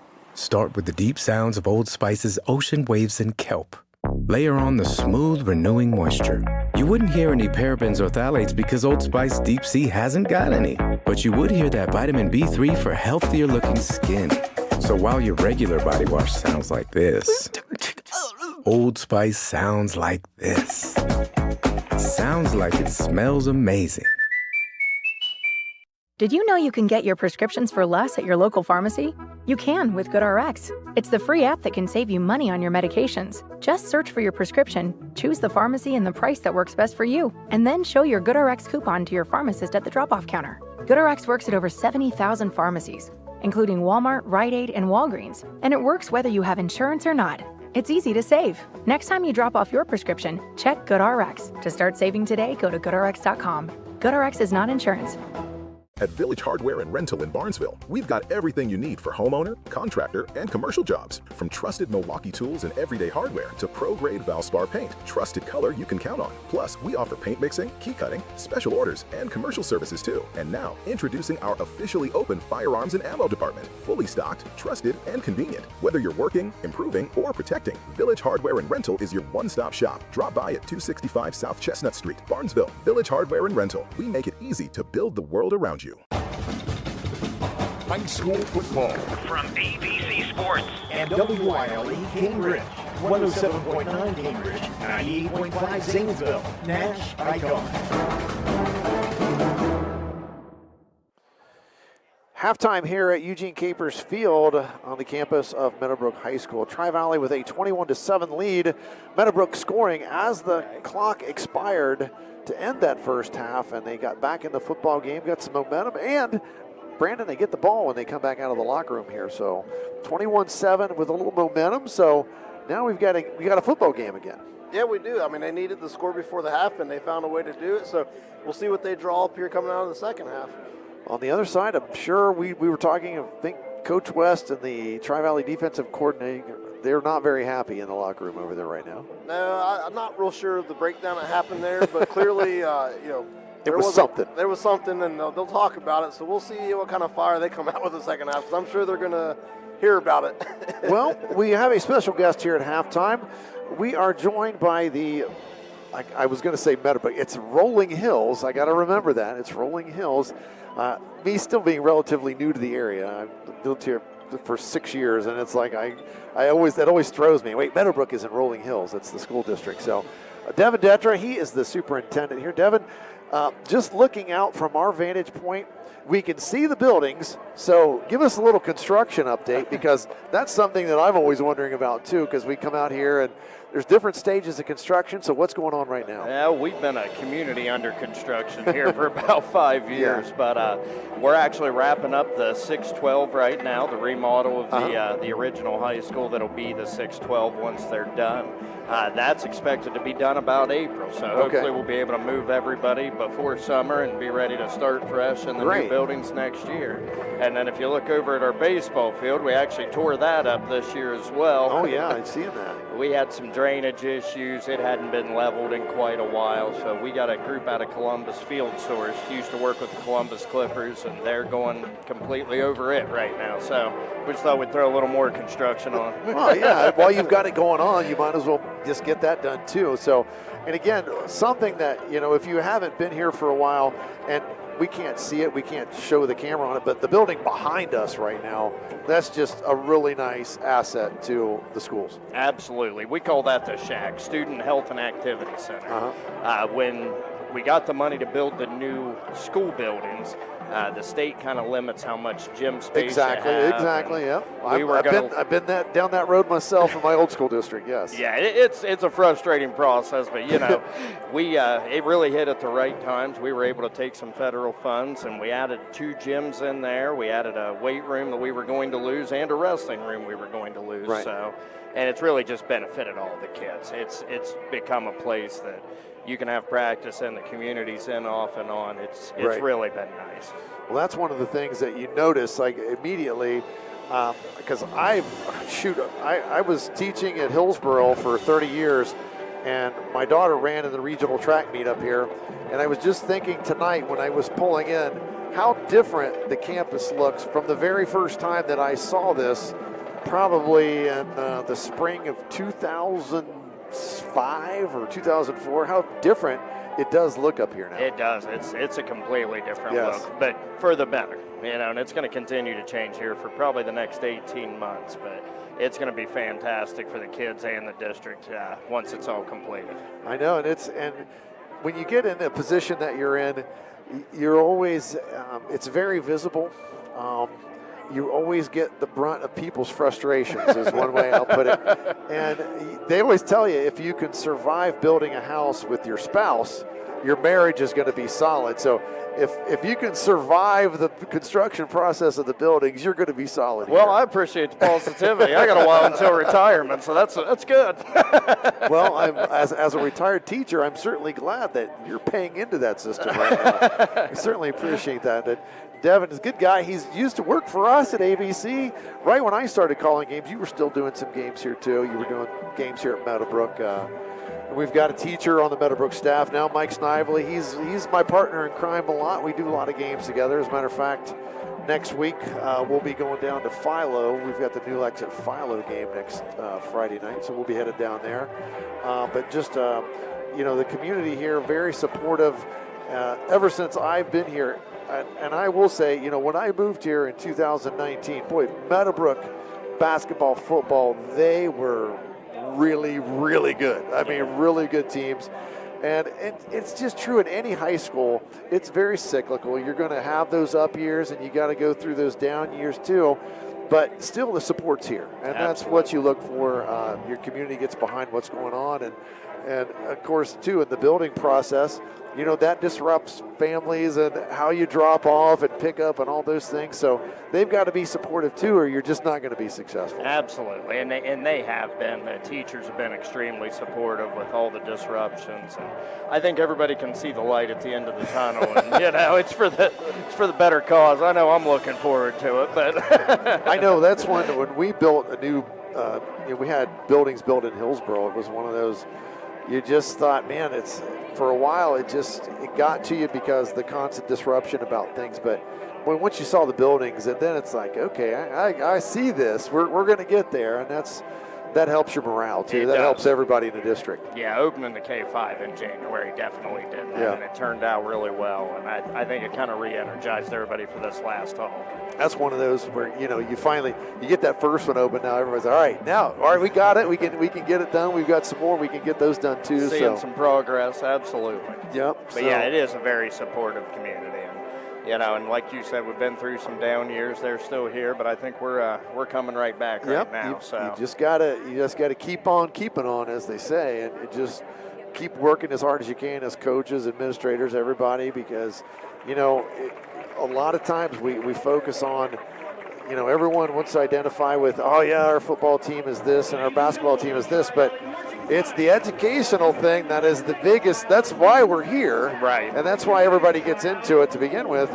You want to make a difference with kids, and that's what you're trying to do on a daily basis, whether it's sports or mainly it's with your academics and with your schools. Right. Really, it's a holistic program, if you ask me. Right. I think it all teaches something different, which I think you're kind of getting at, and it's right.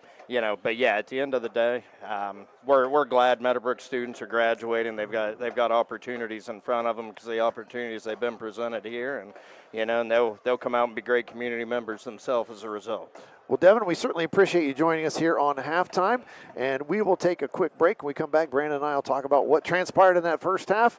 Devin Detcher, again, thanks for joining us here on the Halftime. Hey, thanks for the invite, guys. And we'll take a quick break. When we come back, we'll break it all down for you. This is high school football presented by AVC Sports. I was sitting in my car, and it wouldn't start. I lifted the hood, and the engine was falling apart. What would I do? My eyes filled with tears. Then on the radio, I heard of West 40 by Pay here. where for a little money down and a little each week, I could have a car, nice, shiny, and sleek. So I walked in the door and I put the money down. Now I got a nice car that I can drive around. West 40 by Pay here will help rebuild your credit. The corner of Dewey and Route 40 in Cambridge, don't you forget it. West 40 Auto Sales, corner of Route 40 and Dewey Avenue in Cambridge, is home of the guaranteed credit approval, with most loans approved while you wait. Go to their website to fill out an online loan application, west40autosales.com. You'll also find their weekly special listed there.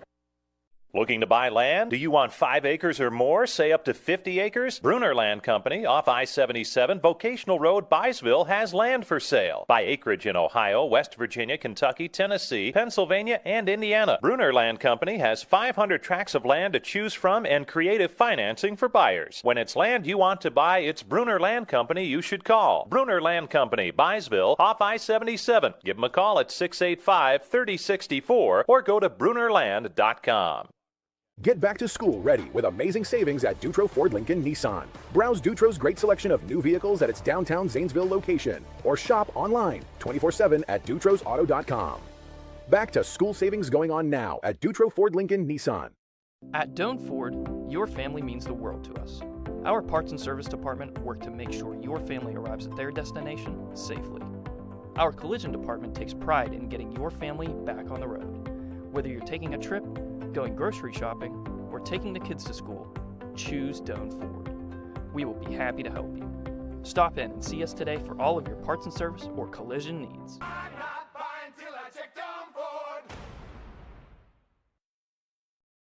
It's that time of year again. Football season is upon us. Hey, Mark Kelly here with Bycon Services, wishing all our local teams a great and successful year. As your premier commercial building contractor, Bycon Services is ready to tackle everything from small facility renovations to large industrial expansions. We're here to handle all your commercial and industrial needs under one roof. So while you're out there scoring the winning touchdown, let us work on making your next commercial project a success. Bycon Services, building the future one project at a time.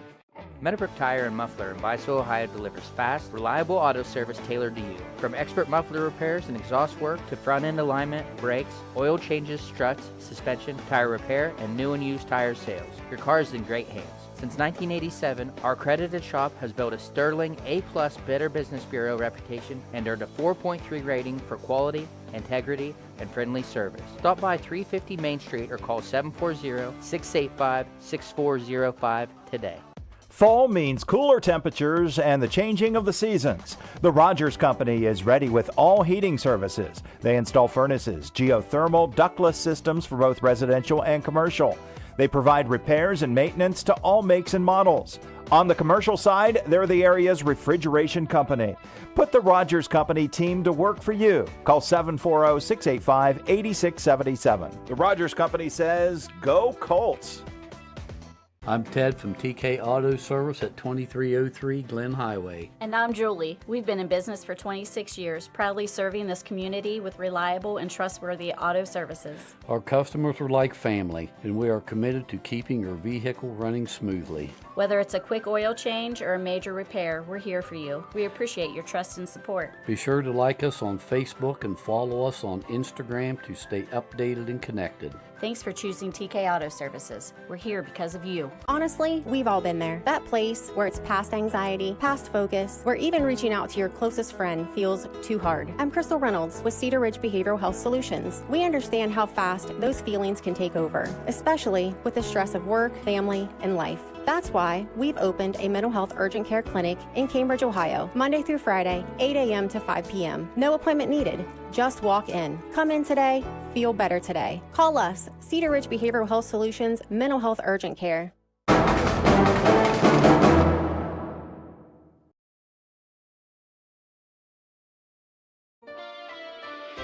Shriver's Pharmacy is a proud supporter of Ohio high school sports, wishing all area athletes, coaches, and parents a healthy and successful season.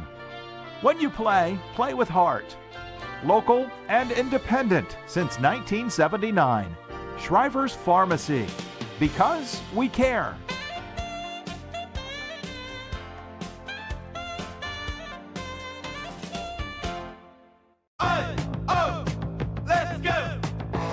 you're still glowing, flirting, grooving. You still got it. But your immune system weakens as you age, making it harder to fight flu, pneumococcal pneumonia, RSV, and COVID-19. Vaccines are a key part of any health routine and help strengthen your immune response. Ask your doctor or pharmacist which vaccines you need. Schedule in minutes at vaxassist.com. Sponsored by Pfizer. Febreze. As a rideshare driver, I love keeping my car smelling fresh and clean. So when I'm driving, I only trust Febreze car vent clips, featuring 3 distinct intensity settings, because it's that little touch that sets me apart. I can turn the intensity down for subtle freshness, or I can turn it up for when I want lots of scent. So whether it's set to low, medium, or high, with Febreze car, I know my car's going to smell amazing. Which keeps my driver rating right where it belongs. Picking up Oscar! Dave Hilliard, Brandon Hannahs back here at Eugene Capers Field on the campus of Meadowbrook High School. It's halftime. Tri-Valley with a 21-7 lead. And Brandon, it was a first half that looked like Tri-Valley was just going to, they scored to go up 21-0, and it's like, okay, let's just get to the second half and see what happens. But Meadowbrook, to their credit, they kept fighting, and they put some points on the board as time ran out. Yeah, it was a well drawn up, halfback pass, and there was some space there for, Ray to run down the sideline and get in and get them some momentum going into the half. I mean, before that 31-yard touchdown, they'd only had about 110 total yards to Tri-Valley's 174. Right. So, and they had found themselves behind the chains more often than not. So, Yes. that definitely shows that they, found something on offense. We'll see what they're going to do, because it looks like it's going to have to be through the air. They have not been able to run the ball at all Right, this Tri-Valley team unless Ray's taken off. So, well, the score breakdown, here's how it all happened. In the first quarter, Tri-Valley on the board first, a 5-yard run by Wade, an 11-play, 63-yard drive, but they were unsuccessful. There was a penalty that moved them back on the PAT. They did not connect there, so it's 6-0 Tri-Valley. In the second quarter, 5:44 to play, Tri-Valley gets on the board again, a 1-yard run by Wade. This time, a 2-point conversion, a little trickeration, a reverse to Gargaz as he scores the 2. Makes it 14-0. That was the culmination of a 7-play, 49-yard drive. With 46 seconds left to play in the first half, Tri-Valley on the board again. They hit the big play, got it down the field. Baker hits a big play for him. Then a 7-yard run by Wade, a 5-play, 51-yard drive. The extra point good by, got to remember, LaMonica was the one that kicked it, 21-0. And just when you thought Meadowbrook might be on the way out of the game, they get back in at a 31-yard, and it's a reception by the quarterback, Michael Ray. It was a throwback. They got it to Lowry. Lowry threw it back to him. He scampered down the sideline and got into the corner of the end zone as time expired. And Haley Arnold good on the PAT, a 6-play, 61-yard drive that they pulled off in less than 40 seconds. So kudos to Meadowbrook for finding a way to get in the end zone. That makes it 21-7. Brandon, a few stats you might want to share there with us. Yeah, so just looking at Tri-Valley's leaders here so far, Stone Spiker, pretty solid effort here in his first varsity start. He's 10 of 14 for 70 yards, and that's after he threw his first pass with an interception. Yep. So really he's 10 of 13 since then. And, on the other side, Michael Ray, he's also been pretty solid. He is 11 of 17 for 63 yards. Still not really any big plays down the field for them besides that little halfback pass. On the ground, it has been kind of a slugfest. Meadowbrook only has 49 yards on 13 carries. Tri-Valley has found much more success here. They got 17 total carries for 104 yards. Levi Wade has most of those. He has 11 carries for 60 in all 3 of their touchdowns. Ray's the leading rusher there for the Colts with 8 carries for 39. Not much to mention on the receiving side there. I mean, Gargaz has that 32-yard catch that set up the Wade's 3rd touchdown, and Ray's 31-yard touchdown catch, and that's about it on the receiving side. Well, just kind of what I expected there statistic-wise after watching the first half. Now, again, our sponsors tonight, Cedar Ridge Behavioral Health, Patrons Buckeye Mutual Insurance, Doan Ford, Village Hardware, Action Total Staffing, Bicon Services, West 40 Auto Sales, Shriver's Pharmacy, Marlene's Restaurant, TK Auto, Dutro Ford, Lincoln Nissan, Allwell Behavioral Health Services, Abel's Electric Heating and Air Conditioning, Bruner Land Company, Meadowbrook Tire, R.C. Rogers Company. We've got a player of the game sponsor, which is Plus One Pizza. And I've got to speak about Plus One Pizza.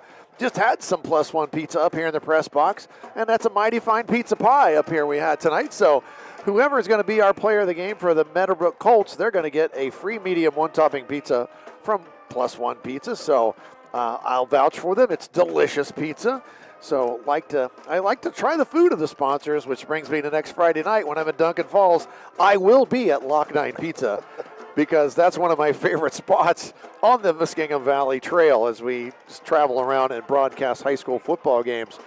Also, our kickoff's been brought to you tonight by Valentine Insurance. National Anthem was brought to us by Southeastern Ohio Credit Union. Scoreboard updates from Surgeon Construction. I should say it's a scoreboard update right now. 21-7 here at halftime. About 2.5 minutes left until we start this second half. Instant replays brought to you by High Street Seneca. Brett, if you're watching our video stream, Brett has been showing the first half highlights on our video stream. So kudos to Brett, the technical whiz / guru / slash. Like, didn't they call Cordell Stewart? They called him Slash because he did so many different things. Brett does the news at AVC. He does the tech stuff. He does it all. I'm just going to start calling him Slash when I see him now. That's a good nickname for Brett. I'm not going to talk about your golf skills, Brett, because all your other skills are so good. And then to have to talk about your golf, I just don't want to ruin it all. So Brett Klein, all-around good guy and employee at AVC Communications. A great bunch of people to work with. Some of our tech guys came up here tonight, and we'll be out in full force. This first week of football, there's always a lot of technical things to sort out that happen. So, because when you're us, you've got not very many folks, and we do a lot of football. We do 4 or 5 games each week. They've all got, most of them, 4 of the 5 are going to have video with them. And it's a big undertaking. You got to have a lot of people and people that know what they're doing. And Brett, he's the man amongst the boys. He knows it all. So we're happy to have Brett with us here tonight. Second half, Brandon, I mean, Meadowbrook's kind of back in it. They've got the football. If they can do something here on offense, we've got a brand new football game. Yeah, definitely. They got to be able to find a way to get down the field and get some points to make this thing interesting. I think the worst thing they could do is come out and go 3 and out and give Tri-Valley that ball and a chance to gain the momentum again. Yeah. So it'll be interesting to see how they decide to attack Tri-Valley. You know, they've been doing a lot of swing passes, short passes, which, you know, we'll see if they get Ray more out into the open space to give him some more time because they are coming right at him up the middle, and he has to scramble a lot. And as we talked about, and they did it, they moved him out of the pocket, they rolled him out, and that last drive almost all was rolling him out to the right or to the left. I was impressed. The throw he made prior to the touchdown, he was rolling to his left, and he threw the football. And when you're right-handed and you're trying to throw across your body, that's a tough throw, and he pulled it off. So, you know, he can do some things. You just got to give him a little bit of time. And time is what Tri-Valley's defense was not giving him there early on. Yeah, they were definitely attacking them and making him scramble and not making him feel comfortable. But, you know, that drive before the half, maybe he found some rhythm there, and we'll see if they'll be able to keep that up here to start the third quarter. All right, well, we're getting ready to start the second half. And once again, our kickoffs sponsored by my insurance agent, John Valentine Insurance in Cambridge. And he's also a broadcaster. He'll be doing the Cambridge game tomorrow night, Indian Creek at Cambridge. That's on WILE 97.7. And John wanted to make sure we did not forget the kickoff sponsor. He sent me a text, Brandon, so I had to make sure, you know. And I don't think he caught it the first time because I did really pump up his insurance agency there the first time. Us on late, I guess. All right, end-over-end kick, a lot better kickoff this time, caught all the way back at the 12-yard line. Lowry up the field, and he's going to be brought down, refuses to go down, and finally tackled in a, and I thought it was Lowry, but it was not. It was Farrell. And he is finally brought down around the 33-yard line, so it's going to be 1st and 10 for the Colts. But Lowry is a guy that, you know, was kind of their star guy last year. Obviously, He made that touchdown pass, but we have not said his name a lot, so we'll be interested to see if they're able to get him more involved, because I think he's kind of the guy that can help break this offense open. First possession of the second half here. Meadowbrook is going to get it. Looks like they had a guy go down. Oh, yeah, they've got a player on the kickoff that was injured and not quite off the field to play. Yeah, I was gonna say, I saw him kind of hobbling off there late. I don't know if he cramped or what exactly happened. But well, next week on AVC Sports, we've got Meadowbrook at Byesville. That's on WBNV 93.5 and YRP. Cambridge is at John Glenn next week. That's on WILE and also YRP TV. New Lex at Philo. My friend Mike Snively and I will be down there. NASH ICON and YRP. And then Bridgeport visits Shenandoah. That game is on KC 105. Those are all next week. Tomorrow night, as we mentioned, Fort Fry is at Barnesville. That's on BNV. Indian Creek at Cambridge on WILE. John Glenn is at Maysville. I'll be in Southtown. NASH ICON and YRP TV. And then Buckeye Trail is at Caldwell. That game is on KC 105. Caldwell opening a brand new stadium. So if you've watched some of our games on video from Caldwell, no longer will the camera angle be behind one of the big steel supports. You'll get a free view of the entire field. Well, how about that? So finally, brand new turf field down there at Caldwell. They're not playing at the fairgrounds anymore. Hard run on first down by McManaway. And McManaway gets it across the 45-yard line, or 35-yard line to the 36. He picked up 2 yards on a hard run, and that's second down and 8. And I think that's probably the best thing Meadowbrook can do to take some of that pressure off Ray as they get some running game going. Yeah, because Aiden Farrell's the kid that was down. He's been one of the guys that have made some plays for him on some kickoffs, so losing that speed will not help that offense. There's going to be another handoff, trying to find some room on the right side and refusing to go down again. Boy, he still lost yards, but it could have been worse. And that was McManaway again on that run, and that's going to be a loss this time. And he lost yardage all the way back to the 31. Yeah, they crashed that right side, and when he got there, there was no place to go. Tri-Valley, that defensive, where they just pushed that line back, that created just nowhere to go for him, and he was already 5 yards deep, and that's about how many he lost on that play. Third down and long again. Rolling to his left side, steps up, throws it. He's got a man out there, and it's caught. A fantastic diving grab there by Braylon Lowry. What a throw and catch on the run, and Lowry extended. He was parallel to the ground when he was making the catch, hit the ground hard and held on to the football. And that is a Bycon Services first down for the Meadowbrook Colts. Thrown out on the right flat this time. Receivers got it, dodges the first defender, makes a couple more miss, gets it across the midfield stripe, and is going to be tackled by a host of Scotties to finally bring him down. Second down, 7. Brady Arnold on that catch out there on the right side. Right at midfield, that was a pickup of 3 yards, so second down and 7 for the Meadowbrook Colts. And they're taking some of that momentum they got at the end of the first half, Brandon, and they're bringing it right out of the locker room with them here on this offensive possession. Snap back this time, he's going to keep it. He's under hot pursuit, and he tries to get rid of it and does. Fortunately for him, an incompletion saves him from the sack. Ray got rid of it, and there was number 66 again for Tri-Valley. Logan McClellan, we talked about earlier. He is going to be a handful all season long for whoever Tri-Valley plays, and he was in hot pursuit of Mr. Ray on that play. Yeah, he has been the guy that's been consistently in that backfield all night, and he will be a guy, like you said, that will be affecting a lot of teams all season.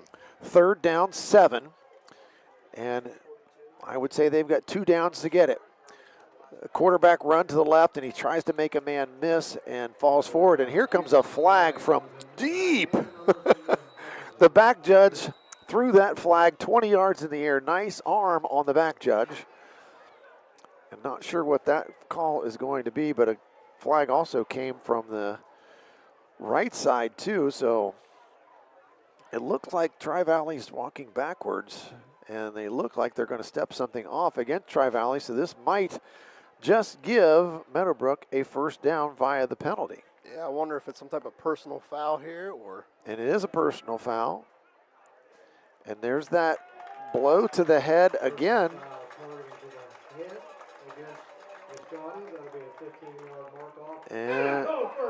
And that is a 15-yard penalty all the way down to the 34-yard line. Meadowbrook trying to take advantage of the momentum they gained by scoring at the end of the first half.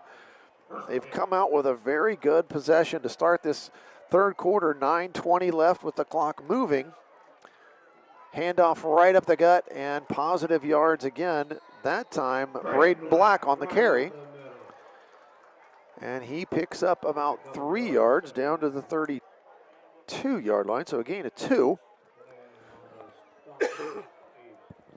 Yeah, second down and 8. Haven't said his name much either tonight. Those Lowry and Black were two guys they had coming back. And Black this time tackled in the backfield. Coming in there quickly, and there was McClellan again.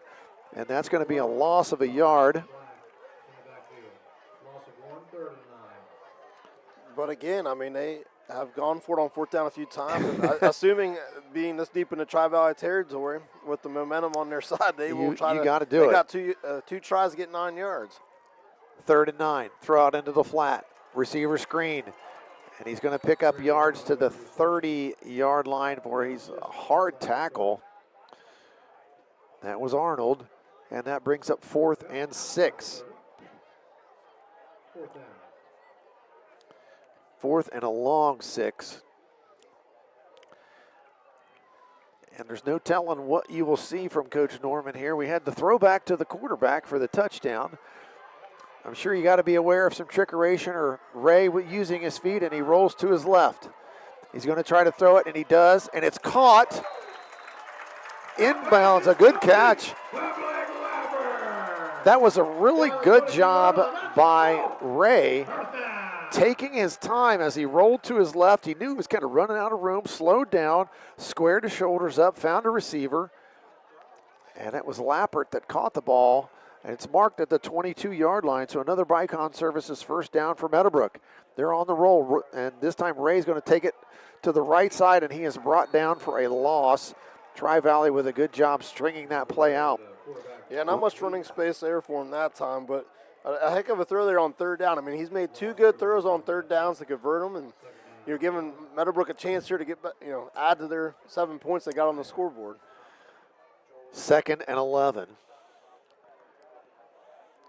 They're making use of Ray's feet. They're moving him around so they can't just, know where he is when he drops straight back. They've been moving him, and again, here he goes to his left.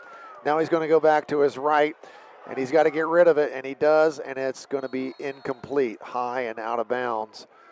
And Ray is knocked on the ground, too. Well, I think even if that was completed, I think his receiver stepped out of bounds. I think you're right, Brandon. Before he would have caught that. But again, I mean, they're trying to get the ball in some of their receivers' hands there to make some plays, but the Tri-Valley defensive backs have not given them a lot of space when they've trying to go at least 10 yards down the field.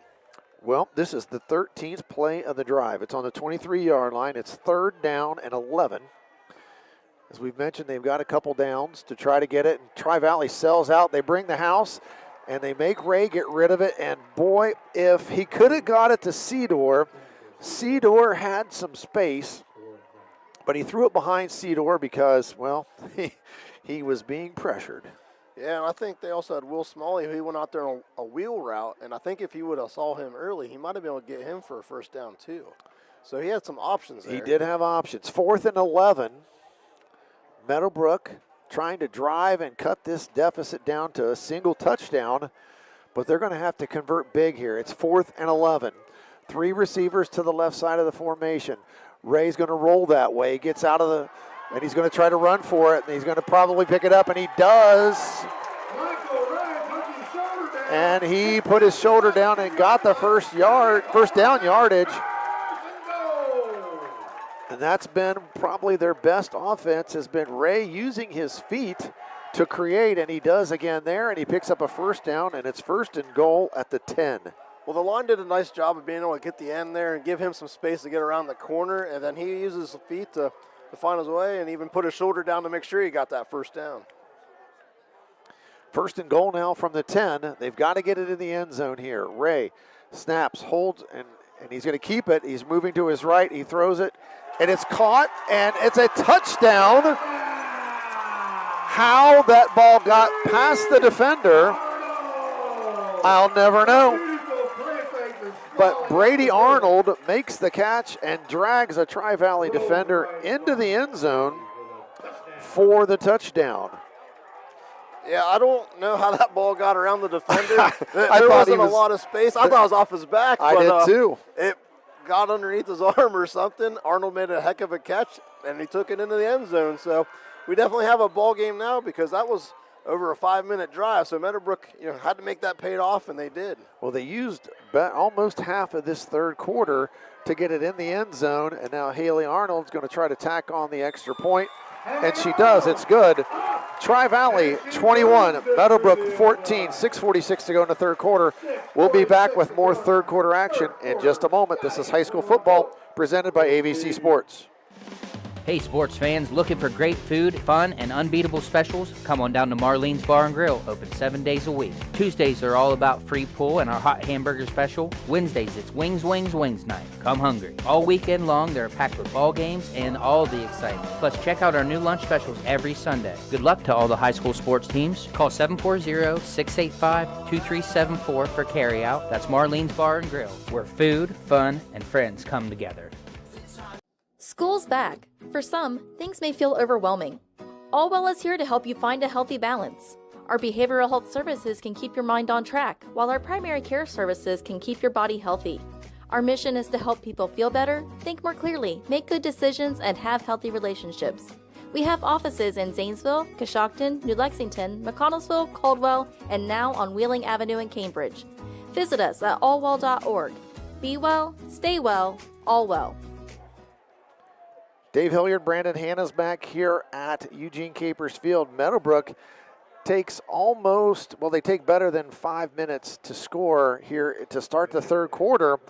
And now we've got a football game. It's 21-14 Tri-Valley. Meadowbrook scored at the end of the first half to make it 21-7. They took that momentum into the locker room and brought it right back out with them. And they put together a 15-play drive, and now it's 21-14. Kickoff caught at the 15-yard line, up the field across the 30, 35-40, tripped up or he's gone. Boy, there was a crease there, and if he doesn't get hit on the ankle, that was number 3. That was Gargaz. Man, he's to the house, but just got clipped down enough to go to the turf, and I think they're going to mark it at the 48-yard line. Yeah, that's about, a 33-yard kickoff return. But, yeah, he had found the crease. And that Meadowbrook defender, that was about the last guy that was going to stop him, and he knocked him off balance just enough to get him short of midfield there. First down for Tri-Valley. Now pressure on the offense because Meadowbrook, the last time Tri-Valley's offense had it, they scored and went up 21-0, but now it's 21-14. And Tri-Valley, Spiker going to hand it off, and he's down. Oh, I thought they had him in the backfield, and they do get him in the backfield. Meadowbrook comes with a lot of defensive intensity and pressure, and that's going to be a loss of 1. And again, now that intensity, that flying around has gone over to the defensive side of the ball for the Colts, and Tri-Valley now under some pressure here, 2nd and 11. Clock moving, 6 minutes to go, so we've played half of the third quarter, and this is only Tri-Valley's second offensive play. And it's a pass, and it hits LaMonica in the hands, and he dropped it. He's open on the slant. They might have brought him down there after he catches it, but he just did not come up with the catch. And that's the play you got to make there as the senior wide receiver. That ball, I felt was catchable. I definitely would have shortened up third down, especially if somebody like Tri-Valley is trying to just sustain some, try to squash some momentum that Meadowbrook has built up there. And there's a player down on the field for Meadowbrook, but I've got to say it looks just like one of those typical early season when the player's down, it's a cramp. It always seems like it's a cramp. Well, it looks like it's Aiden Farrell. That was Farrell. He was cramping up there on that kickoff return. So. Yep.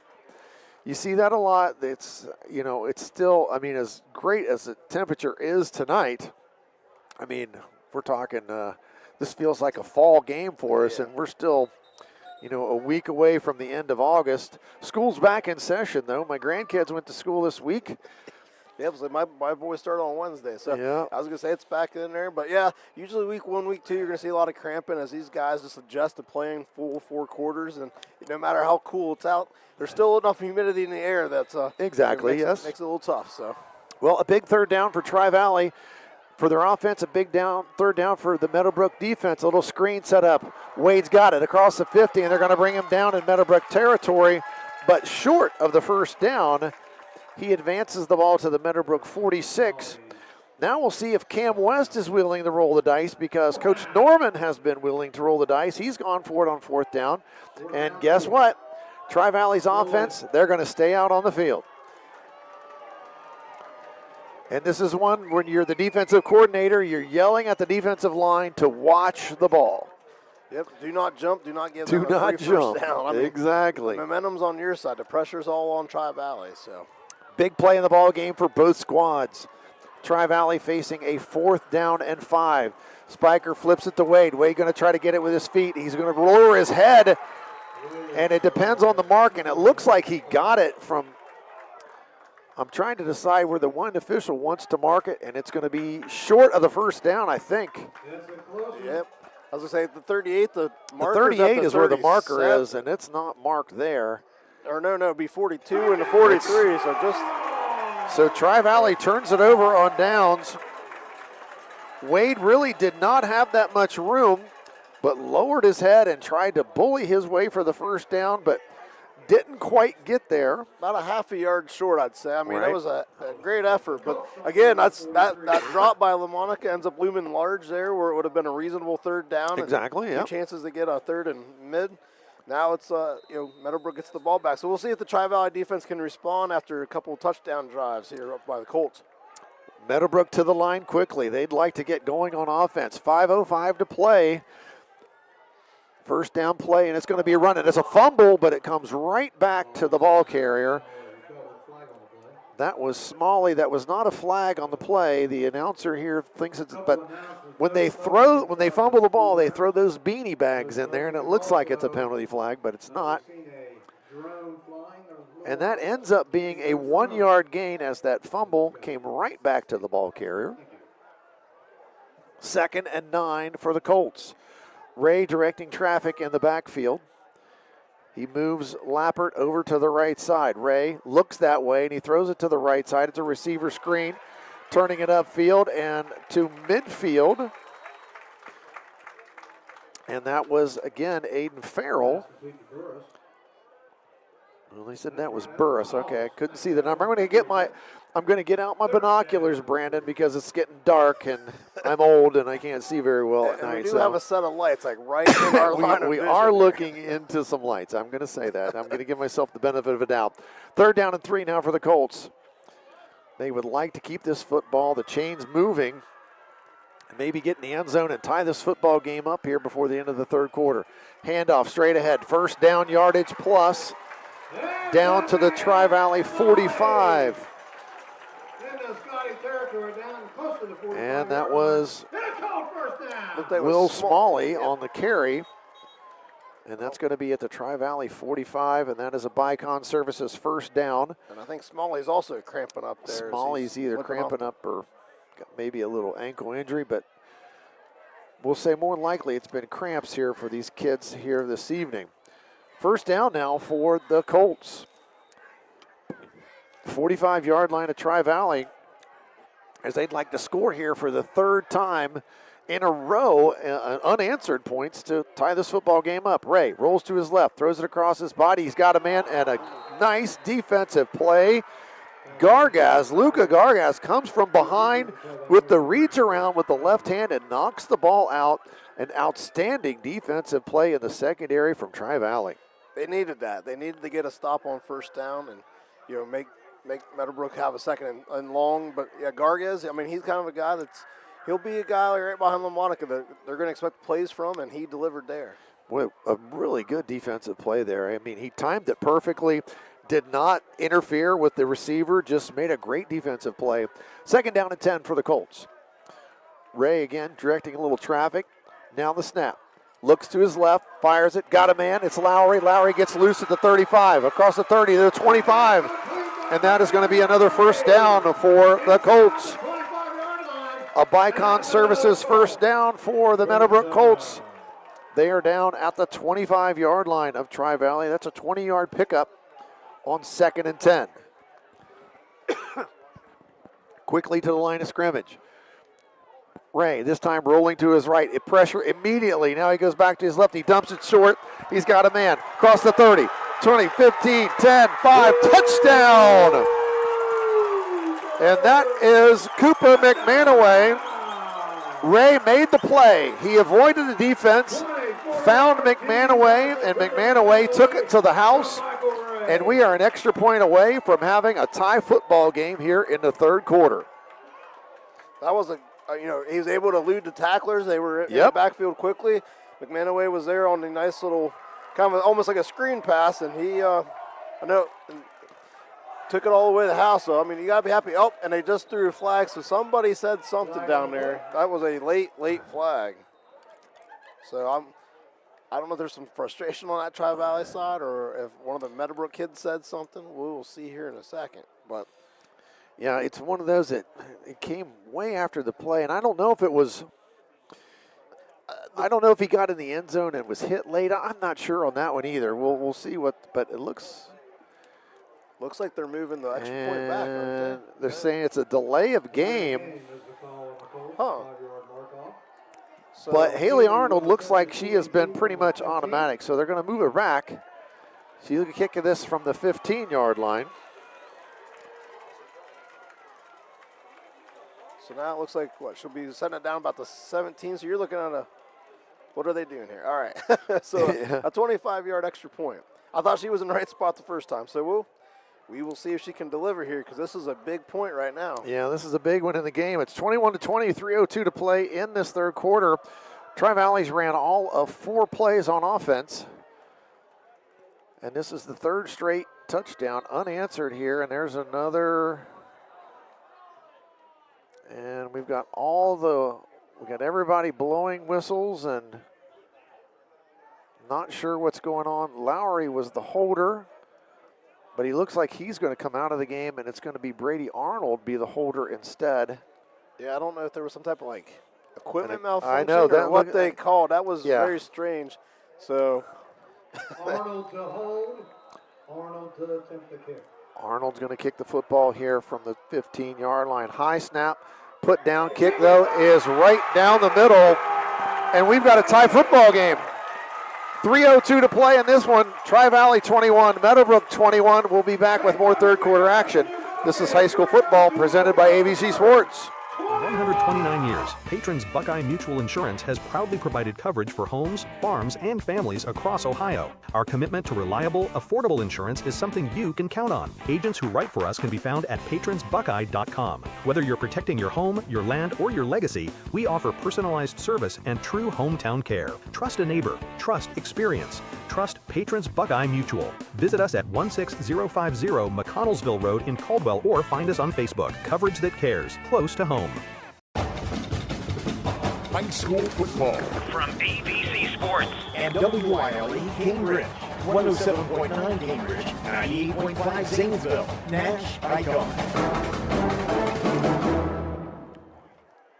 21 all here with 3:02 to play in the third quarter. Meadowbrook, Tri-Valley tied at 21 apiece.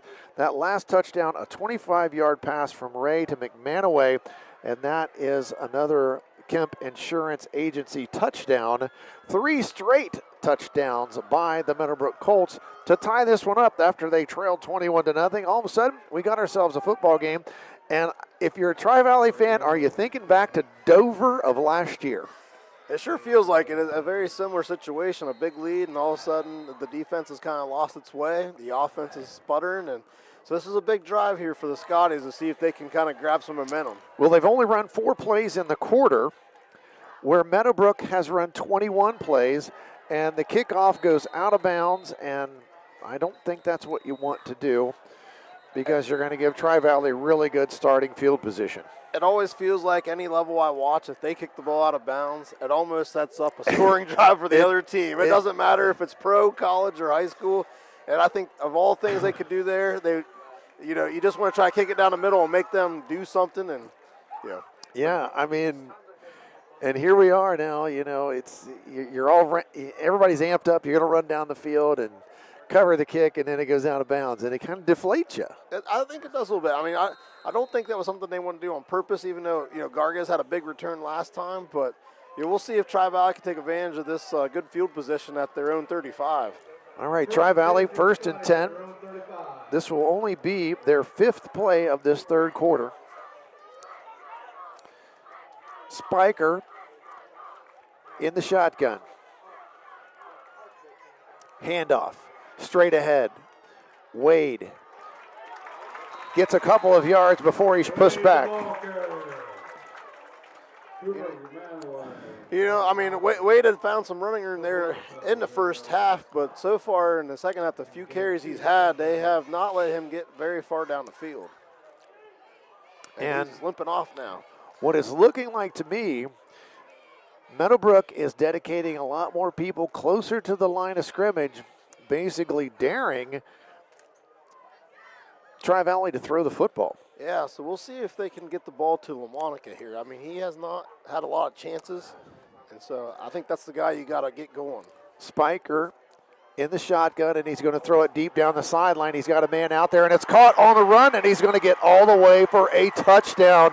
A huge play for Tri-Valley. Gargas down the left side. Spiker throws the bomb to perfection. That is a 63-yard touchdown play, and just like that, Tri-Valley takes the lead back. They looked the other side, and it was a perfect pass, and Gargas ran underneath it and took it to the end zone. And so that's what Tri-Valley needed. They needed a spark, and yes. Even though I said LaMonica needed to provide it, Gargas is the one that delivers there. Well, an outstanding throw. As you said, he lofted it out there, and Gargas ran under it, and he dropped it right in the bucket to him. LaMonica on to try the extra point.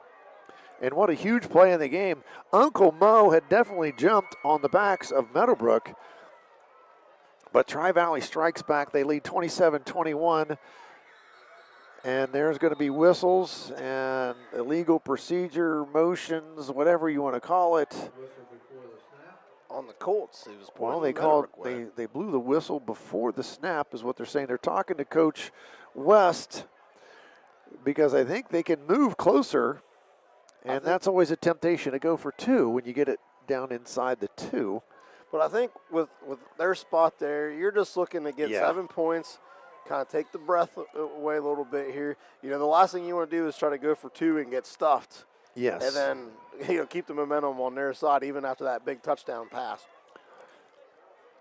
Well, Spiker lofted it out there to Gargas, just a beautiful throw and catch.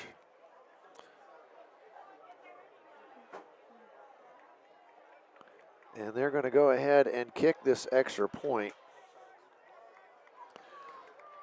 And Tri-Valley, they've only run 7 plays in the quarter, but that time they cash in. High snap, they get it down though, and that's that looked like LaMonica's best kick of the night. He drilled that one right down the middle, and he makes the score 28-21. There's 2:08 to go in the third quarter. We'll be back with more action. This is high school football presented by AVC Sports. At Village Hardware and Rental in Barnesville, we've got everything you need for homeowner, contractor, and commercial jobs. From trusted Milwaukee tools and everyday hardware to pro-grade Valspar paint, trusted color you can count on. Plus, we offer paint mixing, key cutting, special orders, and commercial services too. And now, introducing our officially open firearms and ammo department. Fully stocked, trusted, and convenient. Whether you're working, improving, or protecting, Village Hardware and Rental is your one-stop shop. Drop by at 265 South Chestnut Street, Barnesville. Village Hardware and Rental. We make it easy to build the world around you. Doan Ford is your destination for the ultimate Ford experience. Discover the thrill of the open road in a brand new Ford vehicle. Experience cutting-edge technology and safety features designed with you in mind. Whether it's the versatile Ford Escape SUV, the powerful Ford F-150, or the stylish Ford Bronco, you'll drive away with confidence, knowing you've made the right choice. Quality, service, and trust. That's the Doan Ford experience. 2:08 to play in the third quarter. It's 28 for Tri-Valley, 21 for Meadowbrook. In the last 8 possessions of this game, there have been 6 touchdowns and 2 turnover on downs. We haven't seen a punt for a while. It seemed like that's all they were doing for a little while, but the last 8 possessions, we've had 6 touchdowns in this football game. They both found their offensive footing. See if one of the defenses can respond here. End-over-end kick caught on the 16-yard line. Right up the middle of the field, brought down at the 30-yard line. Good coverage by Tri-Valley. Decent return there from Burris as he gets it up to the 30-yard line. So, Brandon, a minute ago you talked about how that kick out of bounds always seems to end up starting a scoring drive for the other team, and I'm giving you an A on your color commentary tonight for that predictum. Well, I was going to say, 20 years of high school football, I've seen, you don't see a lot of kickoffs go out of bounds, but I think everyone I have seen usually leads to a touchdown. It's like you said, it doesn't matter what level of football. It could be professional, college, high school. That kick out of bounds, it just, I don't know. There's something about it. Tom Brady won a couple Super Bowls because of that, helping him get out of Venetarian field goal range. Yep. First play from scrimmage for Meadowbrook is a handoff, and not much there for the ball carrier. They threw the fumble. They threw the flag. So I think Tri-Valley might have the football. They did. It was a fumble, and it's recovered by Tri-Valley because you're right, Brandon, they threw the beanie bag in there, indicating a fumble, and that is the worst thing that could have happened to Meadowbrook. Yep, and Boston Smith was the one that came out of the pile on it. So, you know, one of the seniors on this Tri-Valley team that got to play a lot last year. And that's a huge play in this game. Oh yeah, you know, you're kind of there had been that turnover there by Tri-Valley out of the gate, but there hadn't been anything else like that since.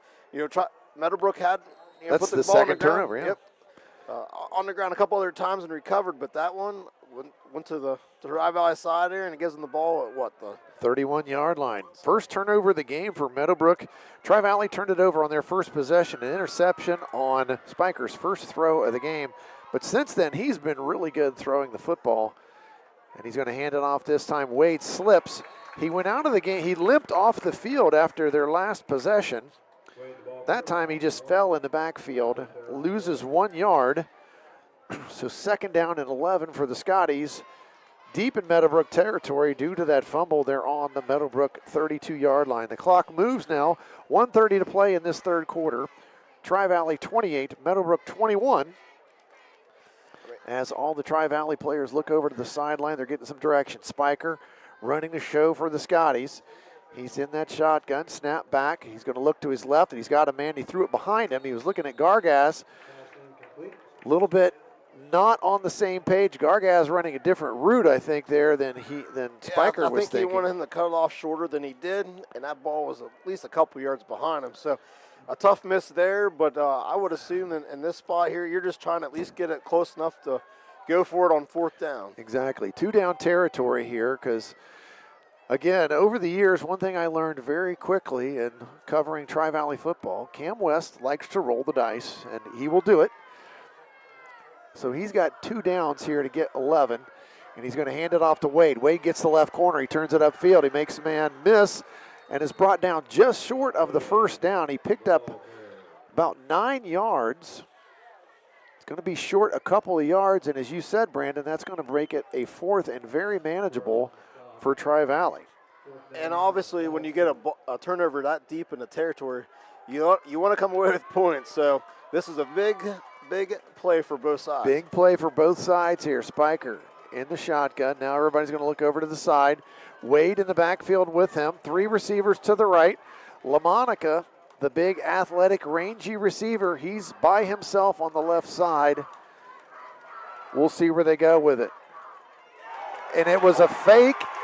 He was going to try to run the football, Spiker was, but he dropped it. And Meadowbrook recovers, so there is a fumble. And I think if he just hangs on to the ball, he gets the left corner and probably gets that first down, but he dropped the football. Yep. And I didn't see who recovered it from Meadowbrook because they handed it to the officials very fast. I don't know if it was number 23, Will Smalley. He's came up limping there, but obviously they got the stop they needed and got the ball back. So the fumble does not hurt them here, but we'll see what they can do with the ball at their own 26 with the 25 seconds to play here in the third quarter. Tri-Valley up 7, but they just turned the ball back over to Meadowbrook. So new life for the Colts as they put it down here. First down from their own 26.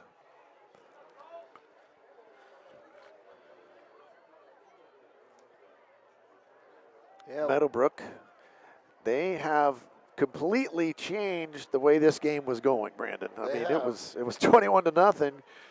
Now the Colts fighting for a chance to win this thing. Ray going to run it, straight run to his left, and he's going to go down at the 25-yard line. And that might be the last play of the third quarter, and I think it's going to be. That will end the third quarter of play. Tri-Valley leads this one by 7. It's 28-21. We'll be back with fourth quarter action after these messages. This is high school football presented by AVC Sports. I was sitting in my car and it wouldn't start. I lifted the hood and the engine was falling apart. What would I do? My eyes filled with tears. Then on the radio I heard of West 40 by Pay here, where for a little money down and a little each week, I could have a car, nice, shiny, and sleek. So I walked in the door and I put the money down. Now I got a nice car that I can drive around. West 40 by Pay here will help rebuild your credit. The corner of Dewey and Route 40 in Cambridge, don't you forget it. West 40 Auto Sales, corner of Route 40 and Dewey Avenue in Cambridge, is home of the guaranteed credit approval, with most loans approved while you wait. Go to their website to fill out an online loan application, west40autosales.com. You'll also find their weekly special listed there. High school football from AVC Sports and WYLE Cambridge. 107.9 Cambridge, 98.5 Zanesville, NASH ICON. Fourth quarter action ready to get underway here at Meadowbrook. Tri-Valley with a 28-21 lead. I wish we could say we were starting the fourth quarter with a kickoff. That would make John Valentine Insurance happy, but we don't. It's just a second down play here for the Colts. 2nd and 11 from their own 25-yard line. And whistles are being blown and flags flown very high in the air to signify a false start on the Colts. That was at the height of some of those Clendenning punts there in the first half. I mean, that was up there. Well, I like to equate that to some of the wedges I hit. No, I played some really good golf. Eric Scheck, the basketball coach at John Glenn, myself, Nathan Wally, the coach at Muskingum, my boss, friend of mine from New Concord, John Bates. We played over at Eagle Sticks the other day. Great day to play golf. I played really well. I'm just going to say I hit the ball a little better than the young guys did, Brandon. That's all I'm going to say on that one. So that's all you can ask for. Right? It's good when you outdrive the young guys. It's one sport where it doesn't matter your age. If you're good, you can beat anybody. Exactly. All right, second down now and 16 for the Colts.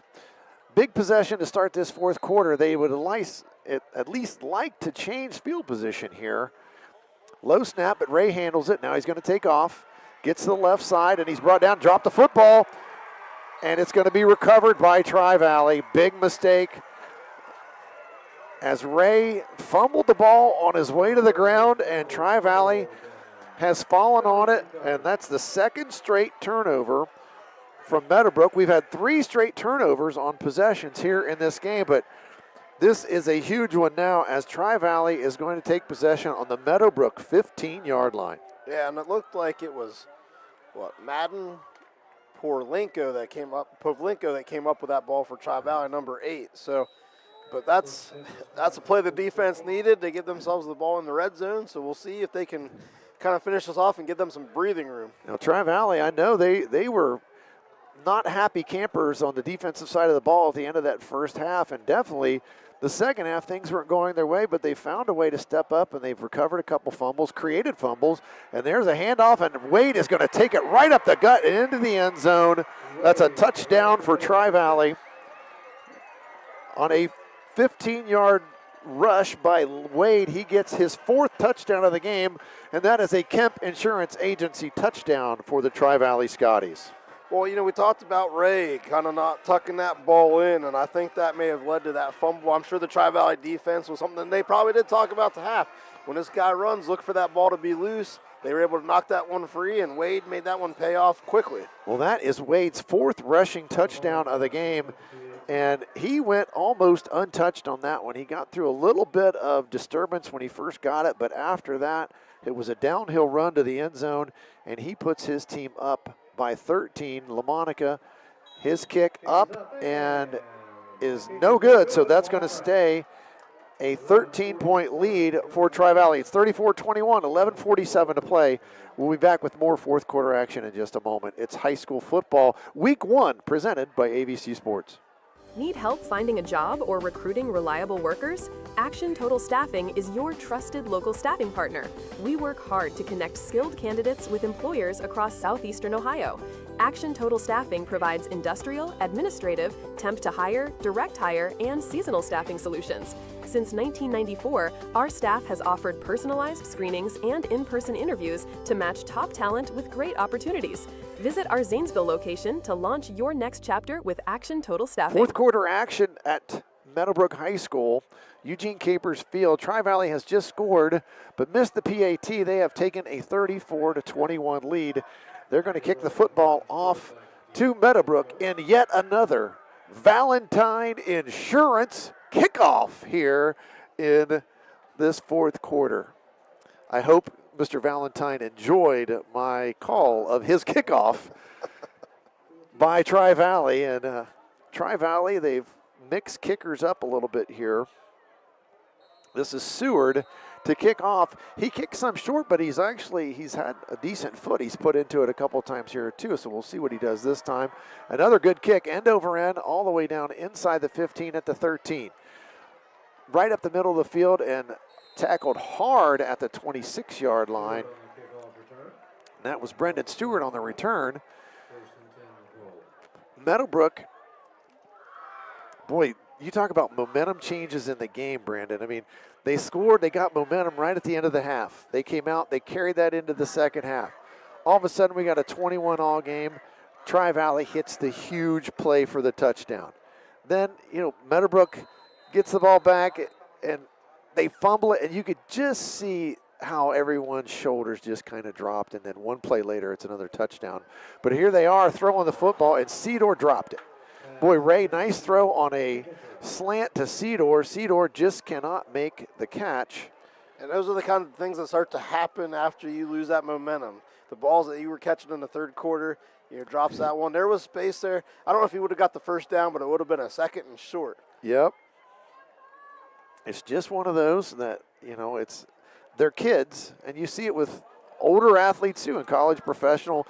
There's another incomplete pass, but boy, you're on such a high. You've got all the momentum, and just a play where you turn the ball over, and then the other team capitalizes, and all of a sudden you're looking up at a deficit again, and it's like, do we have enough juice to do it again? And that's what they're trying to find right now. But it's 3rd and 10 with 11:34 to play in this football game.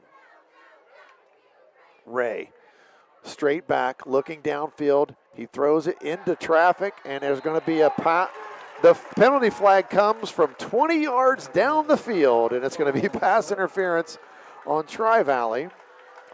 And the Tri-Valley faithful not happy with the call, but boy, the flag came from deep, and it also came from the sideline too, so two of them agreed on the call, and that's going to give Meadowbrook a first down. That's what the Colts needed. They needed a break. They needed to get a first down, and that pass interference gives them that. Now, we'll see what they can do with it here because, got to capitalize. Got to capitalize. They might be a little gun shy on the running game after a couple fumbles here, so we're going to see what they can do here because they got plenty of time. They don't need to necessarily fully abandon the running game, but we'll see what they do. Well, they've got a first down now. Ray straight back. Now he's flushed out of the pocket. He's got some room on the right side, and he's going to run out of bounds with it. And he might have got back to the line of scrimmage, or he lost maybe just a little bit. But either way, it's going to be 2nd and long for Meadowbrook. Not much clock movement here in the fourth quarter. We still got 11:21 to go, and it feels like the fourth quarter's been being played for quite a while. But we've only had a few seconds run off the clock. Meadowbrook now staring at a 2nd and 10. He did get nothing on that. This time it's a handoff and hit hard in the hole. That was Braden Black, and Braden Black's going to go down, losing a yard again. And now a 3rd down and long again, and this is not the down and distance you want when you're trying to overcome a deficit. Now the clock moves. We're finally under 11 minutes here in the 4th quarter. But yeah, that lack of running game has really kind of, turned its head here. I mean, I know Meadowbrook's trying to see what they can get, but when you guys start passing it all the time, I think that plays right into Tri-Valley's hand. Ray straight back, looks down the middle of the field. He's got a man, but it's overthrown. It's over Cedor's head, and that's going to bring up 4th and 11. Now, what do you do now? Because you're in your own territory, and I think Coach Norman says, you know what? We came here to try to win, so we're going to try to get this 1st down. It's 4th down and 11, and they're going to go for it. Yeah, I was going to say, I think at this point, you can't give the ball back and let them score again and be down 3 touchdowns. That pretty much puts the game out of reach. So I think they're going to go for it here. We'll see if they might even have to call a timeout here, because I feel like if there was a play, that's probably one of those things, boost of adrenaline, and that was probably didn't help the throw there. Now this time I think the Scotties, I think Coach West would like to see some of this clock run, and I think we're going to see a dose of the running game here from Tri-Valley. And it's a handoff and across the left side, but here comes a penalty flag. I think this play is going to come back. Wade knocked out of bounds all the way down inside the 10, but a penalty flag thrown behind the play. Well, it's right on that point of attack, so I think that's going to come back. It's going to be hold against the Scotties. I'm going to guess one of the wide receivers was trying to give him the edge and was probably out of position. He gave him the edge. He did give him the edge, but not the way you're supposed to. Yeah, I don't think you're supposed to do it that way. And that's going to move the ball back inside Tri-Valley territory to the 49-yard line. And it's going to be 1st down and 20. But what you lose is the clock. You lose some time there. Well, I was going to say, it's not necessarily a bad thing for Tri-Valley. We get a reset of downs here. I don't imagine they'll go to the air very much with a 2-touchdown lead and 10.5 to go. Yep, I would see a heavy dose of the run game here. Spiker in that shotgun. Snap back, and it's a handoff. Wade, right side, across the 45. Almost down to the 40. He got the entire holding penalty yardage back as he picked up 10 right there. All the way back to the 41, so he did get 10 yards. And now it's 2nd and 10. And if you could get 10 yards every time, you're just going to keep running it. Yeah, and he has been able to gash him the last few times he's touched the ball here. So maybe that Meadowbrook defense is starting to wear down a little bit. Well, I talked about this a little bit in the early game. Tri-Valley has 17 seniors. Meadowbrook has 9. They're a little older. They have more numbers. It's one of those times of the game where you can just wear somebody down. And again, Wade is having his way as he gets across the 30 down to the 25, and he picked up 15 yards on that carry. And he's getting 5-6 yards right away. I mean, they are pushing Meadowbrook off of the football right now. Yeah, I was going to say, his last 4 carries have gone for at least 9 yards, and if you would include the one called back on the holding, that was another about 25-yard gain. So 9:30 clock rolling. It's Tri-Valley 34, Meadowbrook 21, and I think Tri-Valley would like nothing better than to just run the ball and then run it and score. And this time it's a different back. This time it's number 2, Doyle. Wade has been the main man for the Scotties, but Doyle has spelled him, and he has provided some punch as well as he gets it down inside the 20 to the 19-yard line. But I do think Tri-Valley found a running back they can definitely rely upon. So, that will definitely help Spiker as he develops a quarterback here and gets a feel for some of his receivers. But it looks like, that will definitely benefit Tri-Valley as the season wears on. 2nd down, about 5, 8:44, and the clock rolling here in the 4th quarter. Handoff. Straight ahead again, and it's Doyle one more time. He picks up about 3. It's going to bring up 3rd down and 2.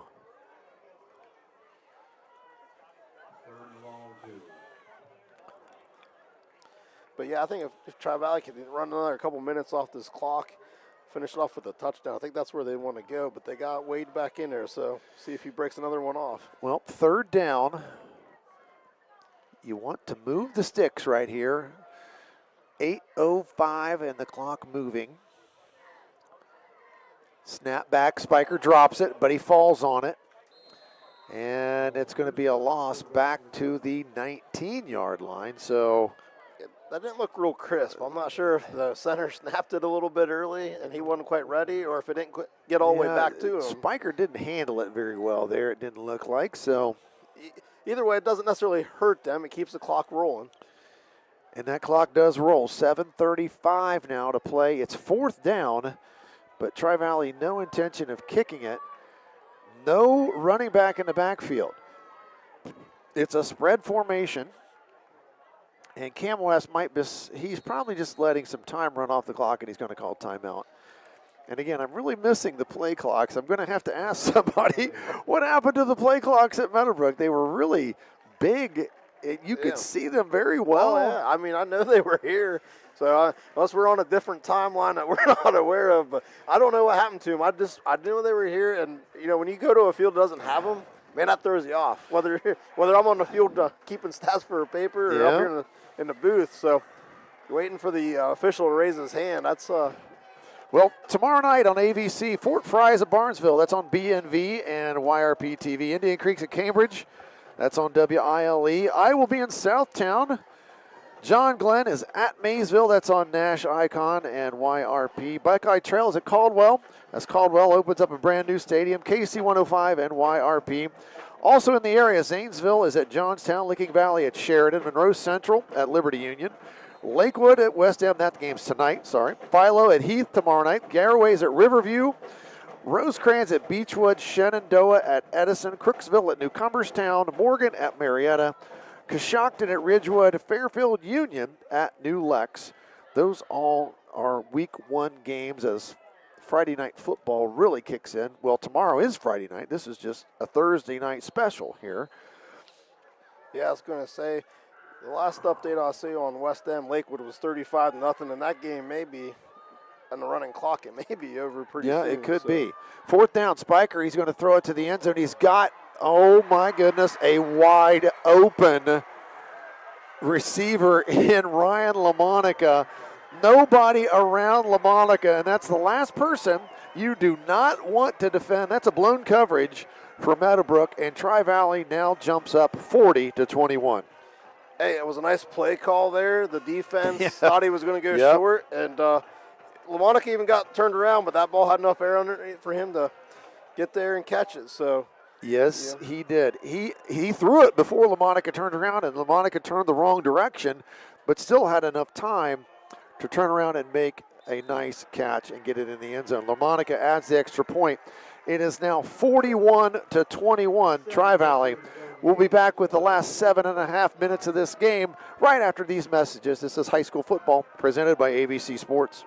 Looking to buy land? Do you want 5 acres or more, say up to 50 acres? Bruner Land Company off I-77, Vocational Road, Byesville has land for sale. Buy acreage in Ohio, West Virginia, Kentucky, Tennessee, Pennsylvania, and Indiana. Bruner Land Company has 500 tracts of land to choose from and creative financing for buyers. When it's land you want to buy, it's Bruner Land Company you should call. Bruner Land Company, Byesville, off I-77. Give them a call at 685-3064 or go to brunerland.com. Get back to school ready with amazing savings at Dutro Ford Lincoln Nissan. Browse Dutro's great selection of new vehicles at its downtown Zanesville location or shop online 24/7 at dutrosauto.com. Back to school savings going on now at Dutro Ford Lincoln Nissan. 7:15 remaining in this football game. Tri-Valley leads 41-21, and Tri-Valley will kick the ball off in yet another Valentine Insurance kickoff. This time it's LaMonica kicking it off, and Brandon, he kicked it out of bounds. Well, we'll see if Meadowbrook can take advantage of that. When you're up 3 scores, I guess it's not as big of a deal. You make sure that your special teams doesn't give up some quick return. Yeah. But Yeah, I mean, we'll see what Meadowbrook can do here. I mean, obviously, the time's against them now, and Tri-Valley knows they're going to have to go to the air. So this drive here probably will determine if they got any chance. Are we going back to every time that kickoff goes out of bounds, it leads to a score? It does. It usually does. So now in this situation, like late in the game when the other team knows you got to throw, we'll see what they can do here. But yeah, not quite so easy this time. But hey, you never know. Nope. That's why they play the games. And you play till the clock runs out. 7:15 to play. Tri-Valley now by 20. It's 41-21. A game of runs is what we would call this in a basketball game. It was 21-0 Tri-Valley. But then Meadowbrook storms back, and they tie it at 21 with 3 straight touchdowns. But now Tri-Valley has turned the tables, and they have scored 3 straight touchdowns again as they take a 41-21 lead. Ray running for his life, and he tries to throw it out in the flat to Cedar, but the connection is not there. Yep. And that's going to bring up 2nd and 10. And he's had 5 straight incompletions in 6 of the last 7. Now, some of that's been under duress or trying to make some things happen. Right. But, I mean, he's had a pretty solid night. No matter what happens here, you got to give Meadowbrook credit. They could have definitely, called it good at 21-0, but they fought back, and, something that Coach Norman can build on. Yes.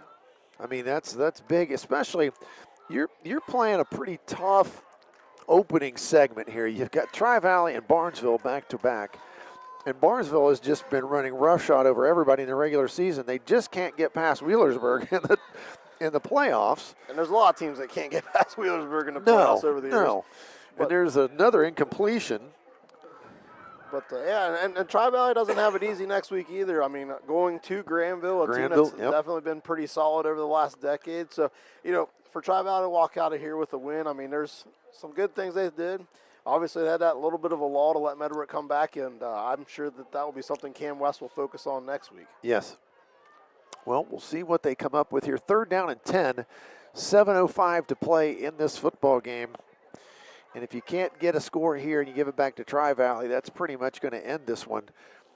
Ray straight back, runs forward. Now he dumps it off, and he's got a man, and it's caught. And it is a catch.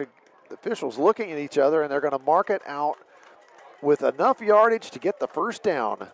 So good play from Meadowbrook. They get a first down at the 45-yard line. And I'm not sure what they're waiting on. Nope, they're going to mark it short of the 45-yard line. And they're going to call it 4th down. Now, they changed the mark twice on me right there. I was going to say, I thought he caught it, but apparently the ball must not have crossed the 45 where he caught it at, since he fell out of bounds. Okay. Not sure, but that's going to be a 4th and very short. Let's see if the Colts can pick it up. They might have got away with some motion in the backfield, but they're not going to get the first down. Tri-Valley is going to stop that. Not even a chance there. Boy, Braden Black swallowed up by the interior of the Tri-Valley defense, and the ball is going to go back to Tri-Valley on downs.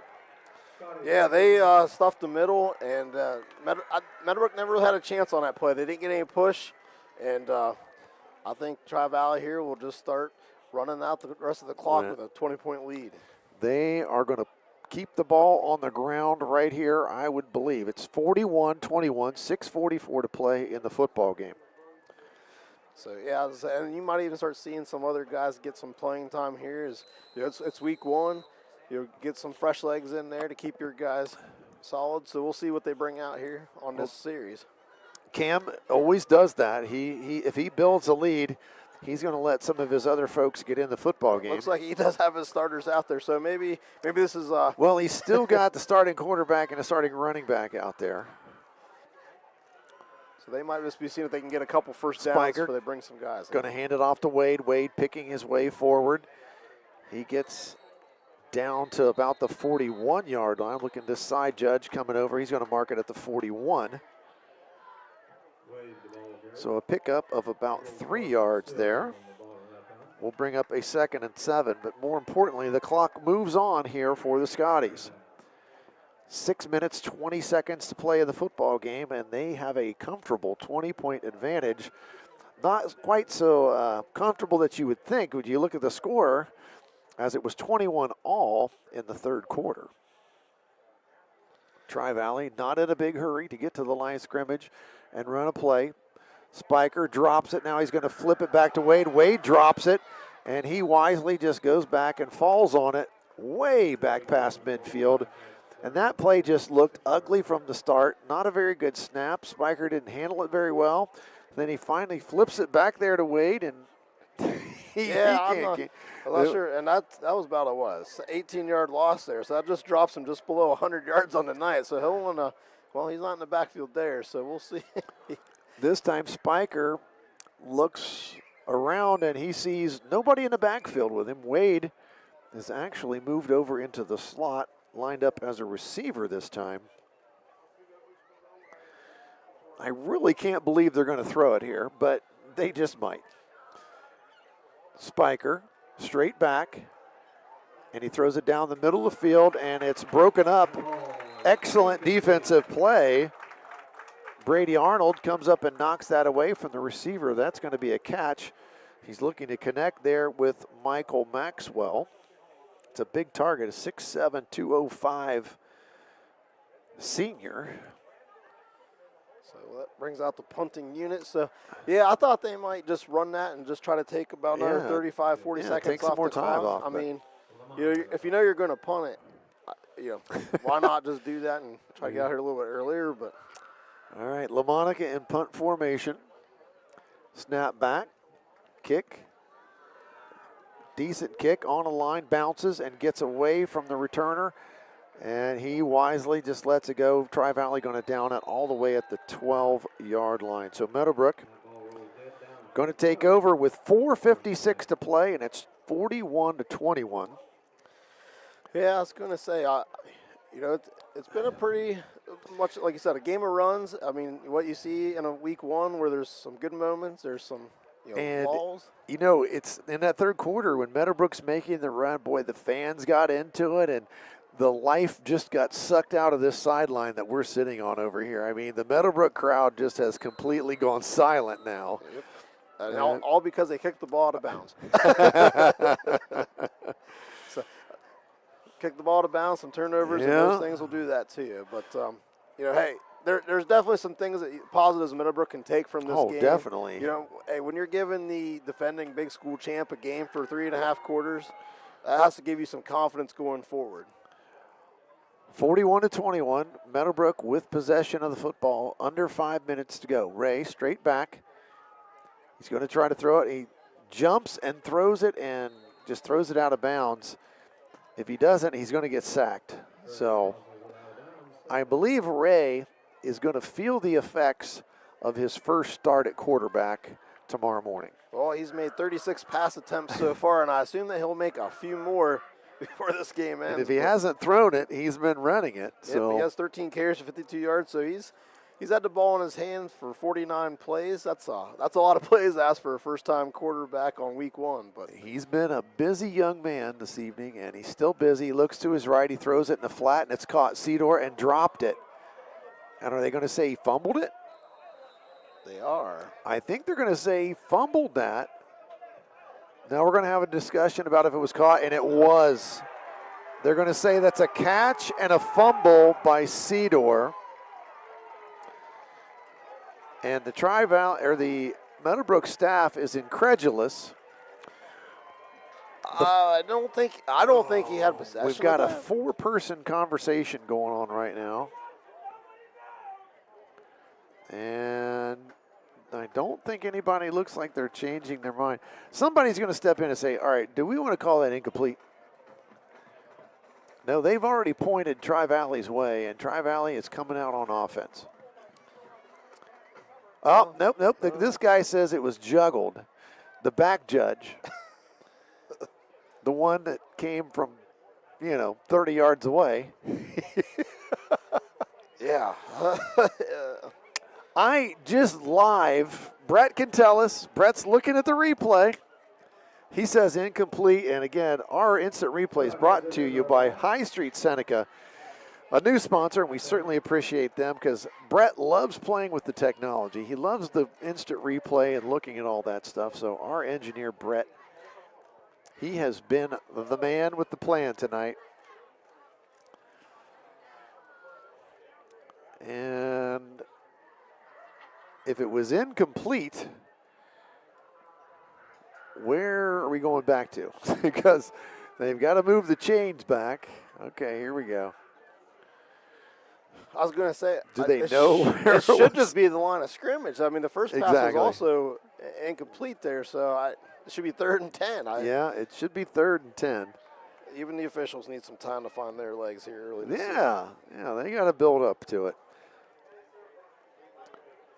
So 3rd and 10. And now we got another penalty flag. Are they going to call delay a game? I mean, it took them 15 minutes to get the. No, they call. If they were going to call delay a game, I was going to say nah. Now they're calling a legal procedure. Okay. I was going to say they called delay a game. They took at least 25. It was their own delay. It wasn't the players, but it's a legal procedure instead. Yeah, I think at this point, if you're Meadowbrook, you'll probably take one more shot down the field so if you can get close to a first down and go for it. But all right, 4:42. It's 41-21. Ray rolls to his right, and he's going to throw back a little screen. He's got his man. It's caught at the 5, out to the 10, across to the 15-yard line. So that's going to be a pickup of about 8 yards on 3rd down and 15, which is going to be short of the first down. Now, is Coach Norman just going to keep his offense out there? 4:19, and the clock is rolling. It's 4th down and about 7 from the 15-yard line. Well, it looks like he's going to go for it here. So I think at this point, you'll get the clock under 4 minutes here, no matter what happens. So 4th down could be the last play of the game for Meadowbrook. Ray straight back. Now he's flushed from the pocket, and he's going to try to throw it out wide, and it's going to be incomplete. And that's going to be a turnover on downs. And Tri-Valley holds and now takes over on the Meadowbrook 15 with 3 minutes, 46 seconds to play in the football game. And it's going to be straight handoffs or quarterback runs here, I would assume, for the Scotties. Yeah, I would think you don't want to really try to score here. You just want to try to run the rest of this 3:46 You would just like to run the rest of the clock and just be done with it. Yeah. Now, they do have a different running back into the game, and I think that's Doyle again. Yeah, Doyle's back in there. It is. It's Doyle. And he's going to run straight ahead, and he is going to gash it and get into the end zone. Straight ahead running play, and he's going to extend that Tri-Valley lead to 47-21. Doyle, on a 15-yard touchdown run, has extended that lead. And LaMonica going to try to add the extra point here. As Tri-Valley lines up, there's only 3:42 to play. Tri-Valley now leads this game 47-21. LaMonica kick up, and it's good this time. And that's going to make our score 48-21. With only 3:42 to play. One more quick break. We come back, we'll play the rest of this one. High school football presented by AVC Sports. At Doan Ford, your family means the world to us. Our parts and service department work to make sure your family arrives at their destination safely. Our collision department takes pride in getting your family back on the road. Whether you're taking a trip, going grocery shopping, or taking the kids to school, choose Doan Ford. We will be happy to help you. Stop in and see us today for all of your parts and service or collision needs.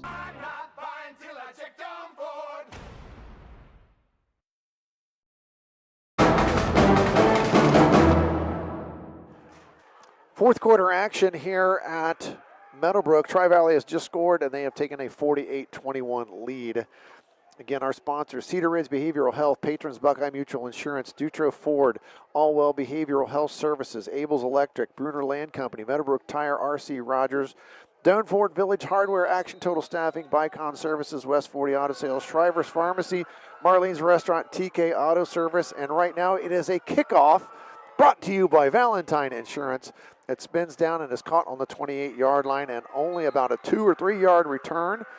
The ball carrier is brought down and tackled. Number 10 for Tri-Valley down there, Michael Maxwell, making the tackle. 3:37 left in this one.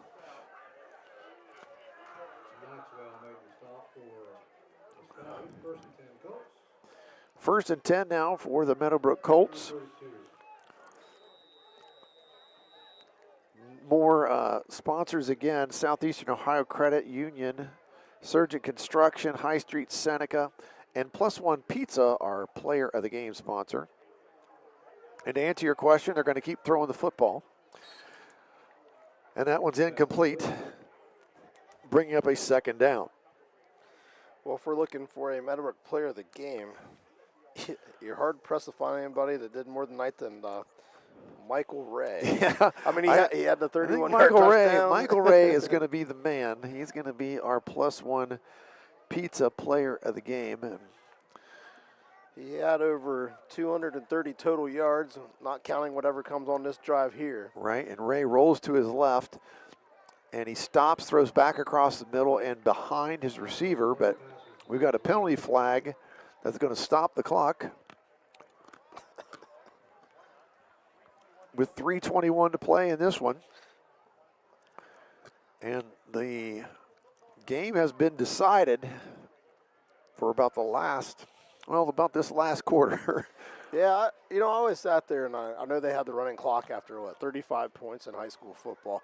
But I always wondered why they don't have something in the fourth quarter once you get up, by 25 points. And there's less than 4 minutes to go like there is now. Exactly. Yep. And they're going to wave the flag off as expected. We just wanted to make you sit here a little bit longer. Yeah, we just wanted to wait a little. 2nd and 10. I guess we don't have school in the morning, but. No, and I quit having school a long time ago. So as a retired teacher, I've been retired for 10 years from the classroom now. Just doing some fun stuff like what I'm doing for AVC. And that's going to be caught across the middle. Lowry with a nice catch, and he comes down at the 41-yard line. Just a little bit short of the first down. They still need a couple here, so 3rd and a couple for Meadowbrook. Clock continues to move now. We're under 3 minutes to go in the football game. As you said, both teams have shown some things that they can do. Tri-Valley, I think they found a running game in Wade. And I think Meadowbrook knows now, hey, Ray can do some stuff for us. We've just got to keep him upright. And they found success. And there's a completion to Cedar for a first down. But, Brennan, we talked about it. When he's moved out of the pocket, he's been very good for them. And that is another Bicon Services first down for Meadowbrook. He's mobile. He has some guys to throw the ball to. He probably just needs to develop that rhythm and timing with some of those guys that were wide receivers last year. And there's a throw down the middle of the field. He's got a man, but just a little bit overthrown. And that falls incomplete, looking for Lowry down the middle of the field. 2:22 to go now, and it's going to be 2nd and 10 for Meadowbrook. And I think, for Meadowbrook going forward, you're going to have to probably find a way to get that running game going just to give some balance to this offense. I know that they have been a pass-first team for a long time, but I thought last year when they won games, they were able to do a little bit of both. Tonight, that running game just never really got going. If you take away what Ray did, I'm not sure they had more than 20 yards on the ground. Right. It's not been anything they've done. And you still got to go back to, what Woody Hayes said. When you throw the ball, 3 things happen, and 2 of them are bad. You're right. And, unfortunately, I think, when they lost the momentum, some of it was probably a couple fumbles there in the ground game. And so that takes away a little bit of confidence. Plus, as you fall further behind in the second half, you have to go to the air, and that's, really where they got stuck. Well, we had, that segment of the game, we had 8 possessions with 6 touchdowns, and then we had 3 turnovers in a row, and that really was not to the benefit of the Colts. And there's a hard run there by Braden Black after the catch, and he's going to pick up the first down. And he bowled his way to a first down, and there's 2 minutes, 7 seconds to go as they spot the football on the Tri-Valley 38-yard line. That looked like a guy that was mad that he hasn't seen the ball a lot tonight. He had something to prove. He wanted to get that first down to Ray, and he's going to be, I thought they were going to sack him, but he did get rid of it. As bearing down on top of him was Kurt Ross, and he was going to sack him if he didn't get rid of it, and he just flipped it out of bounds. So 2nd and 10 now with 1:50 to go in the football game. So, yeah, I think Meadowbrook, they're just trying to get that one more score to feel good about the way this one ended. I mean, not with the final score, but just seeing some positives on offense, like you said. So, and they're still trying to build on what they can do offensively. I mean, as we said in the pregame, it's a big change for both teams. You've got, brand new quarterback on each side. Yep. And, how they progress is going to determine how successful these teams are. As Ray looks to his right and he throws that one over the head of the receiver, and that's out of bounds, and that's going to bring up a 3rd down and 10. But, yeah, any rep you can get at this point, obviously you want to just build on there. And in week 1, I mean, he's, on pace to fall just short of about 50 pass attempts here, depending if they get a first down on the next 2 throws. But, 3rd and 10, yep. 1:46 to go in the football game. His arm will be an ice tomorrow. His whole body, he's been hit quite a bit. He's run the football a lot. Straight back, throws it across the middle, and it's caught. Jumping and bringing it down. I thought it was Cedor for a minute, but it was not. And that was Lowry. Good catch. He went up and got it, brought it down, and he picks up the first down. Another Bicon Services first down for the Meadowbrook Colts as they try to find their way into the end zone here with the clock moving. 1.5 left to play. Ray, straight back, now throws it into the end zone for Cedor. Cedor almost had it and knocked away. Defensive coverage back there by Tri-Valley, knocked it away at the very last second. Cedor upset with himself that he didn't come down with the football. And that brings up a 2nd and 10 with 1:22 to go. The crowd has definitely thinned out on both sides of the stadium here, Brandon. People made for the exit before we did. I think we should have a pretty easy time getting out here tonight. I'm thinking of course, so. It's going to be about 10 o'clock or so when we finally get there, but that's all right. By the time this ends, it's going to be after 10. But Ray rolling to his right, looking at a 2nd and 10. He's going to run out of real estate, but he throws it back across the middle, and that's one thing they always tell you not to do. Do not throw it back across the middle late, and that's what he did, and was lucky it didn't get picked off. Yeah, I mean, there's definitely a lot of film for him to learn from on this one, but like we said, we saw some really good moments from him, and something to build on. Though, like you said, it's going to be a challenge next week with Barnesville, but I think if you can make it through these first 2 games healthy, and give yourself a chance in both, I think that has to give you some momentum going in, because they probably have Cambridge week 3. Yes, I believe they do play start Cambridge league week play. 3. Yep. 1:15 to go. 3rd and 10. Wheel route wide open, and Black puts his hand down, and he's trying to find a way to get himself to the end zone, but he's going to be short of it. He's inside the 10, though. Braden Black running a little bit angry again there, Brandon. Like he, I haven't seen the ball enough, so I'm going to make the most of it here.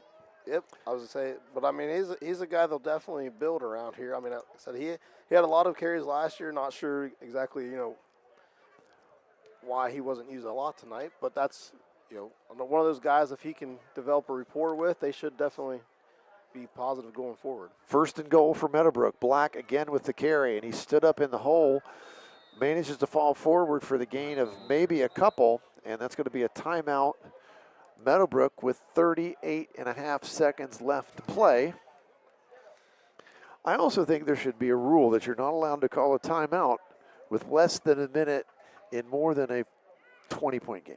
If you're not within possession, you shouldn't be allowed to call a timeout. I get what he's trying to do. He's trying to get some more reps. Yeah, I get it. But if you're going to call the timeout, then just keep the ball in the air and try to score a touchdown. That's how I look at it. This was my worst nightmare when I was a sports writer, and I actually had a deadline for years. Was like, yes, let's get this game. Yeah, we got to get this. We got to get this story written. I know what this one's going to be about. But yeah, I mean, hey, at this point, we'll see what they could do. But Well, if you're Meadowbrook, you really would like to get in the end zone here. I mean, it's just, and for Tri-Valley, I'm sure the goal is not letting them get in the end zone. Hey, they call timeout. Let's not let them get in the end zone. They're playing to the whistle. We're going to play to the final horn. So are we. Right. Meadowbrook now 2nd down and goal.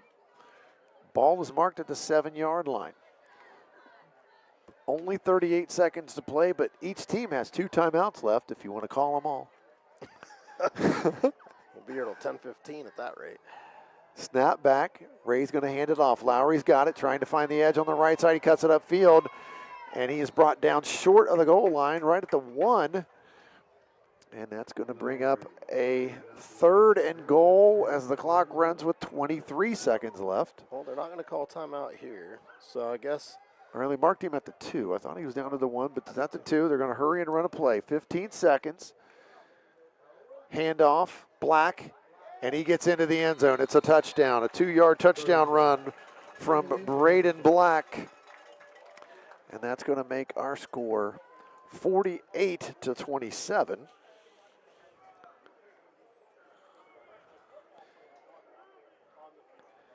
As Meadowbrook did manage to do what their goal was. They punched it in the end zone before the end of the football game. Haley Arnold on to try the kick after touchdown. Snap, hold, kick, right down the middle. Good for her 4th PAT of the evening. And that makes our score 48-28. 8 seconds left. So yes, John Valentine, you're going to get one more kickoff in for one more Valentine Insurance kickoff. JV, you have got your money off the kickoff sponsorship. He's got his money's worth tonight, that's for sure. He cannot complain that you didn't mention his name tonight, that's for sure. So he better not. If I see him and he complains, then he might even owe you like a Taz pizza or something. I might. The next game, I might just have to say Valentine Insurance and kickoff. I mean, that's how it'll be. I mean, yeah. I was like, well, it's 48-28, so he's had about what 12, 14 kickoffs. So you can't complain about that in week 1. Yeah, it's been a lot. Well, the Meadowbrook faithful saw what they came to see. They're all leaving now. They saw the last touchdown, so they're saying, I think we're just going to leave. That's fine, Brandon. That creates more space for us to get out of here when this is all over with, which is 8.5 seconds away from happening.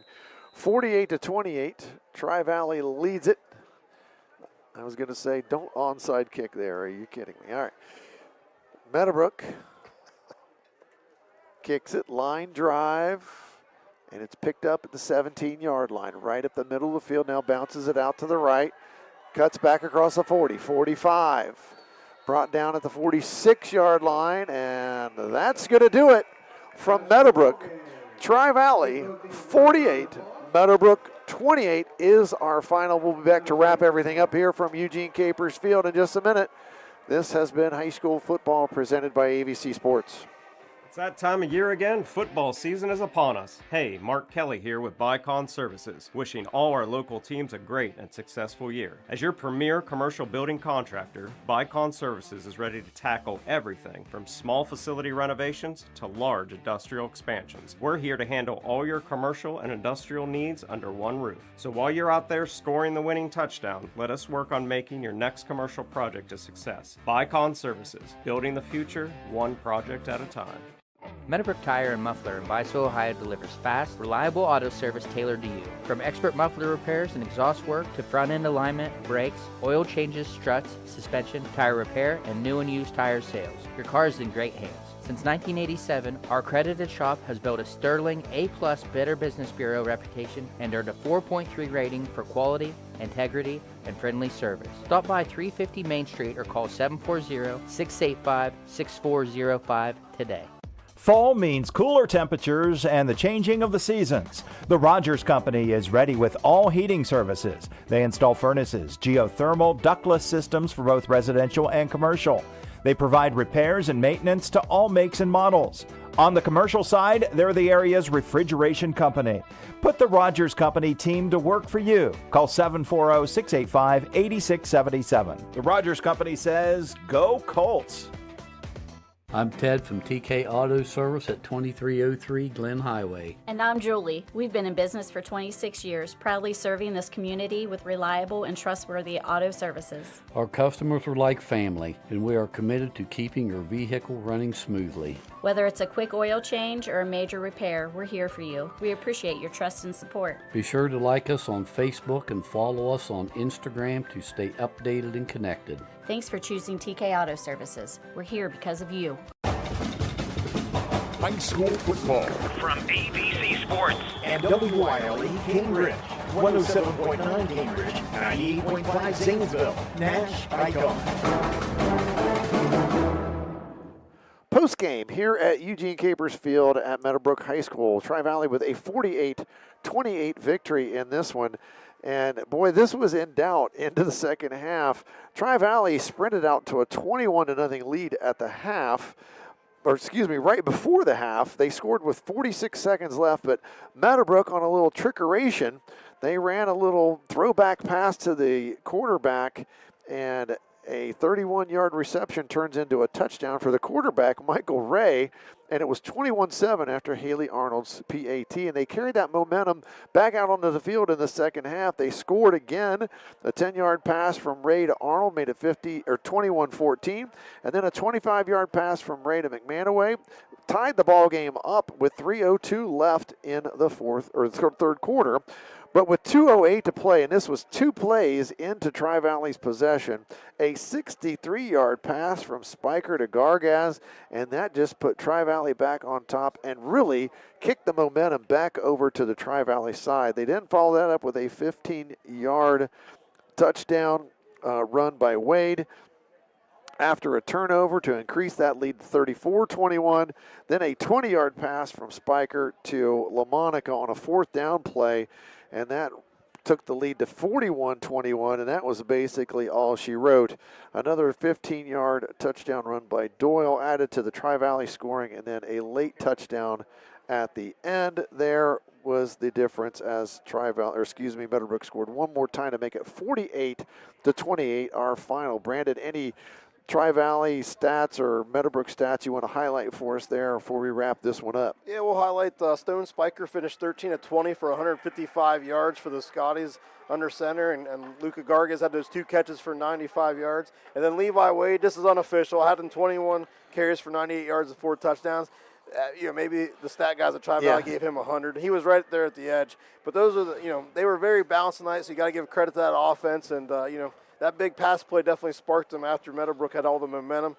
For the Colts, it was a tough night. Not a lot of guys stood out there. Like we said, Michael Ray was I had him 25-51 for 208 yards. He also had that 31-yard touchdown catch at the half, and then 13 carries for 52 yards.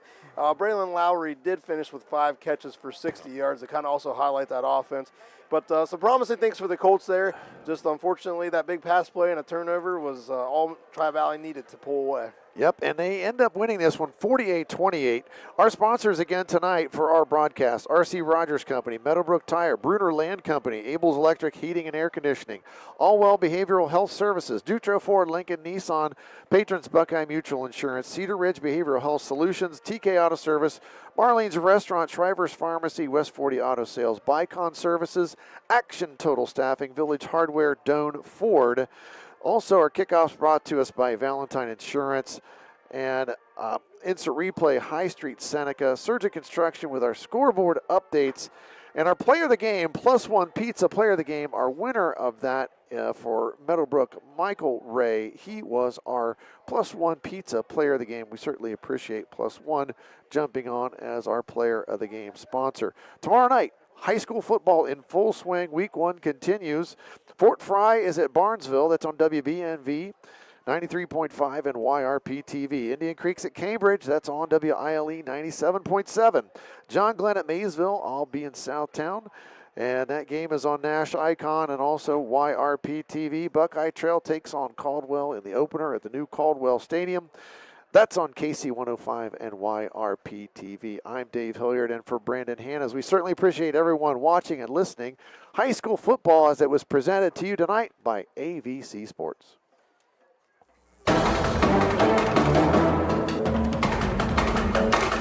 You've been listening to High School Football, a presentation of AVC Sports.